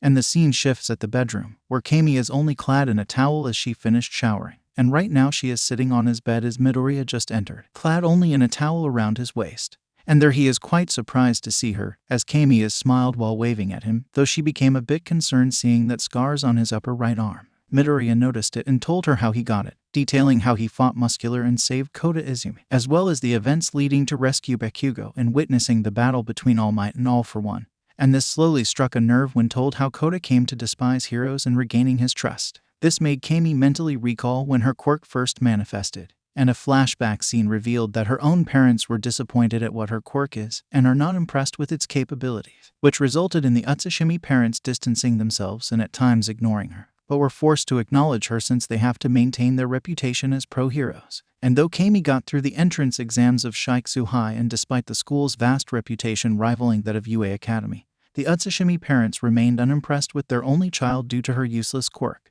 Even after given the chance of obtaining a provisional hero license, her parents still doesn't hold her in high regards as they secretly despise her because of her defective quirk. Yet Camie is unaware of this and tried to win their affection to little to no success. And when the viral video was released online, resulting in Camie being unjustly expelled without a thorough investigation, the 𝗧𝗪𝗲 parents were outraged. But for some reason they didn't even bother in asking for an explanation. And they immediately disowned her from the entire family and even ordered their relatives to turn her away. All of these recollections came together and she slowly broke down in tears and knelt down on the floor, and 𝗵𝗃 was surprised as he wondered what made her break down, but sensed that part of his explanation about 𝗂𝗃 losing his parents may have triggered an emotional pain as he realized that Camie was thrown out by her own parents. He knelt down and hugged her, apologizing if he unintentionally made her recall the bad moments, but promised that he will set things right and clear her name and that her parents would accept her again once the truth is exposed. It's okay, 𝗧𝗵𝗲. I'm sorry if I triggered those bad memories ... but it'll be okay. We'll set things right ... and once we expose the culprit and clear out names ... you'll get your life back on track. I promise. Camie sobbed softly as 𝗵𝗃 is comforting her, and for a reason, she felt the warmth of comfort that she never experienced before, since her parents always give her the cold shoulders, whilst she never experienced being hugged by a boy due to a rule by 𝗧𝗏 𝐒𝐻𝑖 that romantic relationship between students are prohibited, hence dating is a big no. As 𝗵𝗃 continued to hug her, Camie buried her face on his chest as she basked at the warmth of his body. The feeling was comforting, and she wanted it badly as she wanted to ease the emotional pain off her, and she slowly gazed at his face, and 𝗵𝗃 blushed seeing how demure she looked. Her face showed how cute she looked, but also saw the sadness in her eyes. 𝗵𝗃 wanted to comfort her and remove the pain from her, but he is unsure how. But Camie is slowly becoming emotional as she unintentionally became drawn to 𝗵𝗃, and she moved closer and gently kissed him on the lips. This was 𝗵𝗃's first kiss since the wedding booth incident at the UA Academy School Festival since several days ago, and he blushed deeply as he once more felt the softness of her lips, as she tasted quite sweet. And after several seconds she backed away, and a blushing 𝗵𝗃 glanced at her, seeing her glancing at him in an uncertainty-looking manner. 𝗧𝗵𝗲. Are you? 𝗧𝗵𝗲. Camie snapped back to reality and blushed, realizing what she just did, and she became ashamed as she felt that she is taking advantage of him, and looked away in shame, embarrassed at what 𝗵𝗃 would think of her. But 𝗵𝗃 now felt something within him, and for some reason he felt like wanting to reciprocate, and he gently kissed her on the lips, surprising her. But this caused a spark as their lips moved, slowly at first, but started to get intense as her tongue began to clash with his, and the two teens began to moan in passion. MMM, MMM, MMM, MMM, MMM, MMM, MMM, MMM. As the two teens slowly stood up, her hand seemingly moved on its own, and discreetly tugged the towel off his waist, dropping it on the floor, and 𝗵𝗃 is naked, where you can see his penis is fully shaved, and her right hand seemingly moved on its own and her fingers began to caress it. This produced an effect as 𝗵𝗃's penis began to increase in length while hardening at the same time, throbbing harder at every caress she made, and seconds later his penis reached full strength, as it pointed a bit upward, and there her hand circled around his raging shaft and rubbed it back and fro. 𝗵𝗃 moaned through the kiss as he is being aroused, for he experienced arousal for the first time, and he unknowingly kissed her passionately as pleasure surged within his body while his erection throbbed harder and harder, feeling his organ getting stronger. Both teens moaned as the passion intensifies. MMM, MMM, MMM, MMM, MMM, MMM, MMM, MMM. In the heat of the passion, 𝗵𝗃 unknowingly removed the towel from her body, leaving Camie naked. And as her right hand continued to rub his erection up and down, 𝗵𝗃 kissed her before his lips kissed its way to her neck before reaching her cleavage, his lips brushing its soft skin before reaching her lift breast, where he unintentionally and unknowingly took a nipple inside his lips and gently lapped it. Camie gritted her teeth as pleasure suddenly surged within her body as the feeling was good, and within seconds her nipples hardened as his lips continued to suckle it. And Camie was so aroused that she slightly increases the rubbing on his erection, feeling his organ throbbing, and both moaned in pleasure. MMM, 𝗧𝗏, MMM, 𝗧𝗏, MMM, 𝗧𝗏, MMM, 𝗧𝗏. 𝗵𝗃 feels like wanting to question himself on what is going on, but his body, for some reason, would not listen as it accept the arousing feeling as his penis throbbed harder and harder whilst he continued to suckle her nipple. And as her thumb accidentally rubbed the head of his penis, his organ throbbed harder and 𝗵𝗃 became more aroused, and his body reacted by instinct as his right hand moved lower and his middle finger slowly went inside her womanhood, which was fully shaved, and began to probe her there. Camie was taken by surprise as the sudden jolt of arousal caught her unaware, and she bucked her hips and moaned softly as pleasure began to spread all over her body. Her rubbing on 𝗵𝗃's penis further arouses him, and both teens moaned in pleasure. MMM, 𝗧𝗏, MMM, 𝗧𝗏, MMM, 𝗧𝗏, MMM, 𝗧𝗏. At the police station, 𝗂𝗏 is doing an overtime shift as he is checking the files and on his computer and wondered how things are doing. as he is aware that All Might is attending a conference overseas. Yet 𝗬𝗏 has no idea of the crisis that is plaguing Class 1N Midoriya, as he is unaware of the fact that Midoriya was unjustly suspended and that his provisional hero license was confiscated by the Hero Public Safety Commission. Suddenly his cell phone rang and 𝗬𝗏 answered it, where he is surprised to hear that the caller is 𝗵𝘃𝗀, and as 𝗬𝗏 asked why the sudden call in the middle of the night, he is taken aback when told of the situation involving Midoriya and Camie, as well as the fact that the Hero Public Safety Commission appeared to be indifferent towards Midoriya in regards to the viral video. It is revealed that 𝗵𝘃𝗀 is told by All Might that 𝗬𝗏 is the only police official who is aware of One for All and its secret, and their 𝗵𝘃𝗀 decided on the fly to ask for help given that Muno-sensei appeared to have no intention of listening to reason, and is pinning his hope that 𝗬𝗏 might help them in keeping Midoriya safe. 𝗵𝘃𝗀, how did you get All Might? Oh, and he told me you know about One for All and everything. Well, listen up. It's an emergency and it involves Deku. I mean Midoriya. What about Midoriya? Here's how it happened. 𝗬𝗏 was taken aback that Muno-sensei unjustly evicted Midoriya from Heights Alliance as it would leave Midoriya open to villain attacks, and is worried that if 𝐒𝐭𝐚𝐲 were to find out about her son being treated like that, both UA Academy and the Hero Public Safety Commission would be hit with a barrage of bad publicity. Also, he is baffled as to why Midoriya's provisional hero license is being confiscated since it has nothing to do with the viral video scandal, and moreover, he is concerned about the fact that some business establishments are turning Midoriya and Camie away when applying for part-time jobs, which he sensed a pattern here. Then an idea popped into his head and told 𝗵𝘃𝗀 the plan he had in mind. And there the teen boy appeared to be given a glimmer of hope upon hearing it, as this would surely solve the situation and would force Muno-sensei and the Hero Public Safety Commission to relent, and would give back Midoriya's provisional hero license and be reinstated as a student of UA Academy. Hey. You sure are one heck of an officer. That's why I'm All Might's get-to-go guy. Fine, we'll keep you posted about what's happening here. Okay, and keep your phone open, 𝗵𝘃𝗀. I'll update you on how things would go. Fine, just leave it to me. You stay at UA and things will be solved. Fine then, good. The scene shifts at the apartment unit where Midoriya and Camie are staying. And the scene shifts at the bedroom, where the two teens are kissing passionately as he is doing this to calm her down. And just now, Midoriya was subconsciously developing feelings for Camie, and as both were standing up as she is leaning against the wall, and he is kissing her, and the kiss intensifies as their tongues clashed, and she wrapped her arms over his shoulders while he hugged her in return as their bodies leaned against each other as passion slowly overwhelmed them, and their bodies started to crave for more after briefly pausing to catch some air, both panting as they stare at each other. Midoriya-kun. It's okay, 𝗧𝗵𝗵𝗃-san. Please, don't leave me. I won't. I think I love you. Me too, 𝗧𝗵𝗵𝗃-san. Both resumed kissing as his hands began to caress her thighs and as the kiss intensifies. He slowly stared at her naked body before Midoriya began kissing her neck, and she tilted her head upwards to give him access, as his lips brushed and kissed her neck, and this aroused her to a degree. But then his lips slowly traveled downward until approaching her breast and took a nipple into his mouth, causing her to gasp as he began to suckle her gently, and her body slowly went on fire. Midoriya-kun. Midoriya-kun.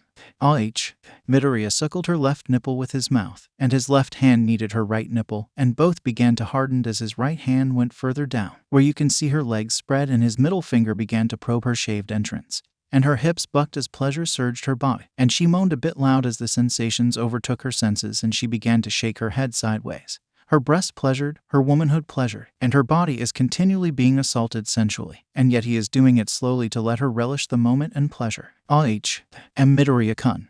Midoriya. Midoriya continued to suckle her nipple as his finger went in and out of her entrance. But then he began to probe deeper inside her, and her hips bucked hard as she started to shake as the pleasure became stronger. And as several minutes passed, her body kept on shaking until her moans slowly got a bit louder, and Midoriya placed his lips onto her to keep her quiet as she moaned through the kiss as her body began to convulse, and her nipples sticks out hard. He can feel his middle finger getting clenched. And she moaned through the kiss as Camie reached orgasm, and it took her nearly 40 seconds before her body calmed down, and she slowly sat down on the floor as she panted after the pleasure she felt. And Midoriya sat beside her and hugged her, seeing that the stress was slowly purged from her. 𝗧𝗵𝗵𝗃-san. Are you okay? Why, yeah. Feel better? I think so. At Naruhata, the scene shifts at a police building where Makoto Tsukachi has just finished working on a cold case, and she is pleased with the progress she made as this certain case can now be solved, and she is now thinking of moving to another place, feeling that her work here is done and that the police can now solve cases on their own given that more heroes here are increasing in presence. By then her smartphone rang and she answered it, where the caller turns out to be her brother, 𝗵𝗲𝗧, and after some greetings, Makoto is told of the situation, and she finds it baffling that Midoriya is unjustly evicted from Heights Alliance without solid proof, as the dorms are designed to protect the students. Another thing is that Camie is dragged into this mess as she too is believed to be a victim, and that she is also unjustly expelled from her school, which is 𝗧𝗵𝗄 High, and that she is said to be disowned by her own family, and she is currently staying at Midoriya's home alongside Midoriya himself, where they are currently living by themselves. So the two kids are staying at his apartment. Currently, yes, getting evicted from Heights Alliance without concrete and confirmed proof. What was the acting principal thinking? He really is concerned only about UA Academy's image and not the student in question. And the same happened to this female 𝗧𝗵𝗄 High student who was also expelled unjustly and disowned by her own family. But that's only a part of it. Here's another thing. Moreover, she finds it more strange that the Hero Public Safety Commission acted in such a way that they confiscated Midoriya's provisional hero license without solid basis by using the viral video as an excuse. And their 𝗵𝗲𝗧 asked Makoto if she could use her quirk to help in the investigation in order to prove Midoriya and Camie's innocence. So you want me to use my quirk to help prove the kid's innocence? If possible, Makoto. Fine, I accept. Really? Yeah. Thanks. 𝗵𝗲𝗧 is glad to hear this and said that he would make preparations, but she advised him that she would do this as a surprise, given how Muno-sensei reacted when some of Class 1 members did a welfare check on Midoriya. And the UA Academy acting principal objected to it, which 𝗵𝗲𝗧 said that it is a good idea to conduct a surprise lie detector test so that Muno-sensei would be compelled to agree even if he is against it. Yeah, I agree with that, Makoto. Then leave it to me. Okay, I'll show up at Heights Alliance tomorrow. You fetch Midoriya and that Camie girl. Right, and I will do the rest. And if things go well, that UA acting principal will be forced to reinstate Midoriya. And hopefully the HPSC members would be persuaded to give back Midoriya's provisional license. Then let's hope this works. At Heights Alliance, the scene shows that Bakugo and Todoroki are awaiting 𝗵𝗲𝗧's call on how he would help in convincing Muno-sensei and reinstating Midoriya as a UA Academy student and having him brought back to UA Academy and at Heights Alliance, so that Midoriya won't have to worry about living unprotected and solve the problem about food and utilities. Todoroki then suddenly realized something and told Bakugo about it, which is about Camie, saying that in the event that Midoriya is reinstated as a UA student, then this leaves Camie alone. And with 𝐭 still on vacation, the sudden change of situation might force Camie to look for another place to stay even though she has no money to pay a rent. Bakugo thought about it and said that he would ask Tsukachi if he could help in this matter, which Todoroki nodded in agreement, as he feels that things might get complicated if they would ask the acting principal to let Camie stay at Heights Alliance, given that Muno-sensei only thinks about UA Academy's reputation and not the welfare of the students. Todoroki suggested that they ask Aizawa to let him try talking to Muno-sensei, as it might work. Though Bakugo said that chances are slim at best given that Muno-sensei has more authority as the acting principal. Unless Principal Nezu comes back. That asshole Muno-sensei will just throw her out like garbage. I doubt Aizawa could do anything at this point given that the acting principal holds the higher power at the moment. We should give it a try, I'm sure. Don't keep your hopes up, Todoroki. You know how that asshole thinks.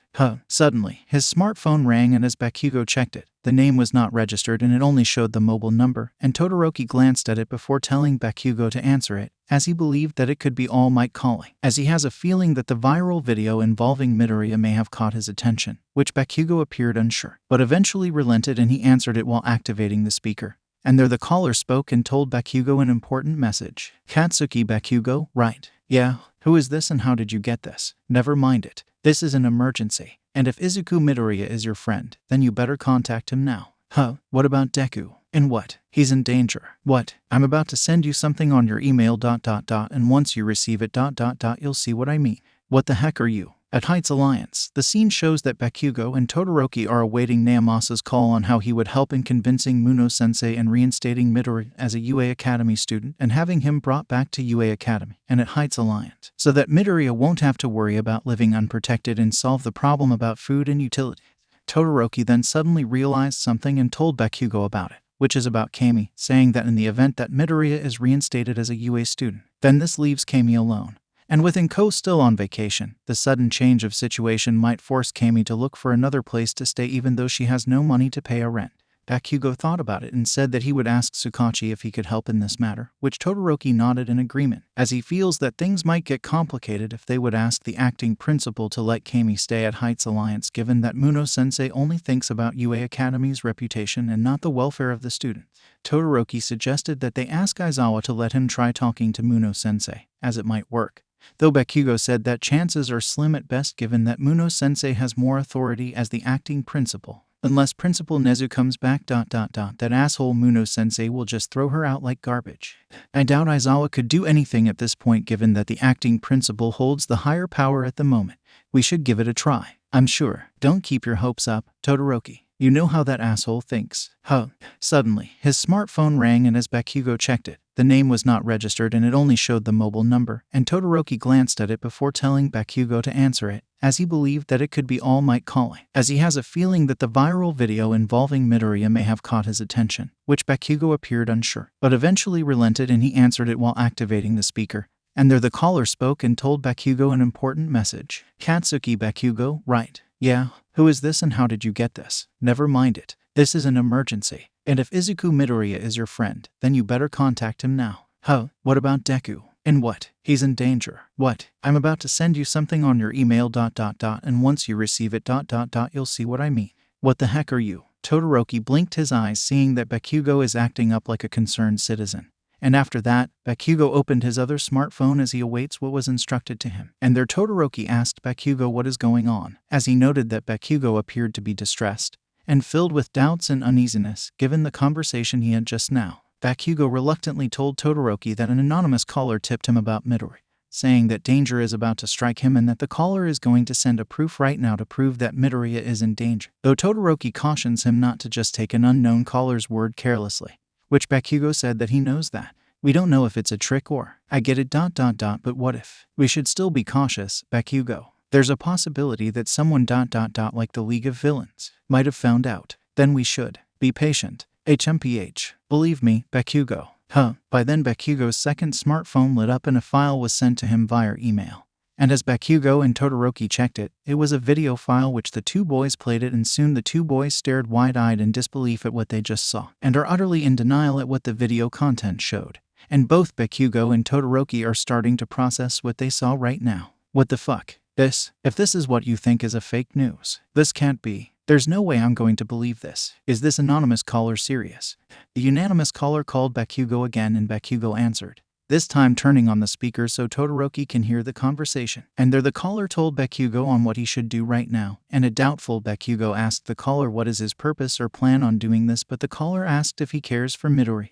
Hey ... are you the one who sent this video? Yes. Explain to me what the heck is this? There's no time. What? If you care about Midoriya, then tell me what is this. I will make it brief. At the apartment complex, the scene shifts to the bedroom where Midoriya is slanting against the table while Camie is sitting on the chair, rubbing his erection, and she can feel it vibrating and hardening. And she can hear him moan, and she slowly kept on the tempo as it was her turn to pleasure him after what he did to her. And she glanced at him, seeing how cute he looked when he has the look of pleasure, and wanted to please him more, to show her appreciation as well as to show her newfound affection towards him. Midoriya-kun. Why yes. You like that? Why yes. Would you like me to make you feel much good? Camie then glanced at his shaved erection and blushed, as she thought of something and took the initiative and slowly took his hard penis inside her mouth, tasting him. And Midoriya bucked his hips as arousal surged his body and almost moaned aloud at the sudden sensation that he just felt. And he closed his eyes as he basked at the feeling he just felt. His erection throbbed as Camie explored him using her tongue, and she appeared to enjoy it, as she could hear Midoriya's reaction to her ministration. As Midoriya's body subconsciously accepted the sensations, Camie is mentally glad that she get to spend time with him, and now they have a temporary place that allows them to get more intimate with each other, due to the fact that at 𝗬𝗏𝗄 High she was forbidden to have a boyfriend for some trivial reason. Hence she was feeling low socially. But now that she was unjustly expelled, and with Midoriya comforting her emotionally a while ago, her repressed feelings surface and realize that she has genuinely fallen in love with Midoriya. And now both of them are getting intimate with each other in order to cope with their current situation. As she could feel Midoriya getting more aroused, Camie decided to up the ante a bit as she held his wrists. and she began to suckle his organ like a lollipop. Her lips rubbed its length while her tongue began to caress the head, causing the 16-year-old boy's penis to throb harder and harder. The younger boy gritted his teeth as the arousal got stronger, as Camie moved her lips back and forth while her tongue kept on rubbing the head of his penis. And this caused the younger boy to thrust his hips back and forth due to the pleasurable sensations he is feeling. As she held his wrists, 𝗵𝗃𝗲 couldn't move much except his hips, and her lips kept on moving back and forth before she made more suckling gestures as her tongue continued to rub and caress the head, causing his penis to throb harder and harder. And this caused his penis to harden further, and in turn his hips thrust back and fro as he moaned softly due to the increase in arousal. 𝗵𝗃𝗲 𝗵𝗃𝗲 𝗵𝗃𝗲 𝗵𝗃𝗲. Camie then stopped her actions as she glanced at 𝗵𝗃𝗲's penis as it was pointing a bit upward and is throbbing, and while it brought a bit of a relief, his body was craving for more. And there she teases him a bit as she moved forward. Her lips touches the head of his penis and did a passionate kiss. Her kiss looked like she is kissing 𝗵𝗃𝗲 on the lips, but instead she is kissing the younger boy's organ, specifically the head, and the 16-year-old boy is panting as the pleasure continued to increase, as her lips kept on rubbing the head of his shaft. But then she did a French kiss on the head of his penis, which includes using her tongue, and 𝗵𝗃𝗲 panted some more as his penis throbbed harder and harder, which the action went on for 4 minutes. Then Camie resumed her action as she took his organ inside her lips again and suckled it while moving her head back and forth as her tongue continued to caress the head. And 𝗵𝗃𝗲 gritted his teeth as the pleasure continued to build up, his penis hardening further as he had no idea that several minutes have passed, as Camie has been pleasuring him for about 11 minutes. Then her lips covered the head of his penis and suckled it in a passionate way, as in sipping a drink on a straw while her tongue caresses it before it went on the whole of his penis and caresses it there, causing the younger boy to go rigid, as the sudden jolt of arousal caught him by surprise. And as Camie kept on suckling his organ, the prolonged actions finally took its toll on his body. Being 16 years old, his body is susceptible to the sudden arousing sensation, and 𝗵𝗃𝗲 felt the strong force manifesting within the length of his penis and is threatening to get out. And there he managed to tell Camie what is happening to his penis. 𝗵𝗃𝗲 𝗵𝗃𝗲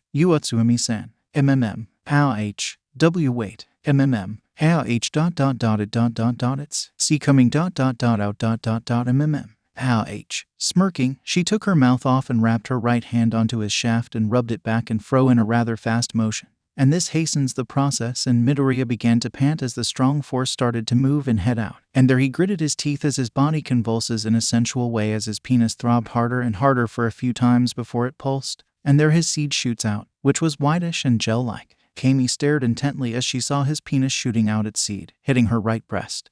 And she could feel how warm it was, as 𝗵𝗃𝗲's penis fired 7 shots in every 3-second interval. And the younger boy panted as his hips thrusts to meet Camie's hand rubs. And even after his organ is emptied, she kept on rubbing it, feeling that his organ is still hard as it continued to throb. Camie could feel how warm his seed was, as it struck her right breast, and she continued to rub his penis as she could feel it throb and throb, then glanced at his face, seeing that he was panting hard after getting his first orgasm. And there 𝗵𝗃𝗲 saw his seed on her chest and grabbed a small towel and wiped off the evidence while apologizing.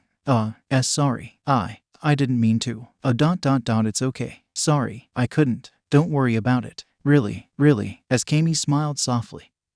Her hand still continued to caress his organ, and when her fingers rubbed the head, his organ throbbed harder, arousing him again as Camie went forward and kissed him passionately on the lips, which he reciprocated, and as the two locked lips, he gently embraced her. They continued to kiss, but as her fingers continued to play with his organ, 𝗵𝗃𝗲 became aroused again. His body seemed to move on its own, and he held her hips as he moved his hips forward, and his penis slowly entered her womanhood, causing her to gasp in arousal as the sudden jolt caused a strong sensual reaction in her body. And as he started to thrust his penis, moving back and fro inside her womanhood, both teens moaned in passion. Ooh, 𝐻, ooh, 𝐻, ooh, 𝐻, ooh, 𝐻. Camie was taken by surprise as she did not expect that something like this would happen. But as 𝗵𝗃𝗲 thrusts his penis forward, she could feel his organ rubbing her inner walls. And this further arouses her as she gritted her teeth as the sensations made her feel more aroused. As 𝗵𝗃𝗲 made her slant against the edge of the table and proceeded to thrust his hips, his penis moving back and fro. Camie finds herself getting more pleasured, and her body heating up, and she is slowly losing her presence of mind as her mind and body is slowly giving into passion as Midoriya held her hips and pushes his erection forward, and his organ tried to go further in, arousing the two teens. Both got a strong jolt of pleasure as their bodies tingled in an arousing way, causing Midoriya and Camie to moan in pleasure. Ooh, ow, h, ooh, ow, h, ooh, ow, h, ooh, ow, h,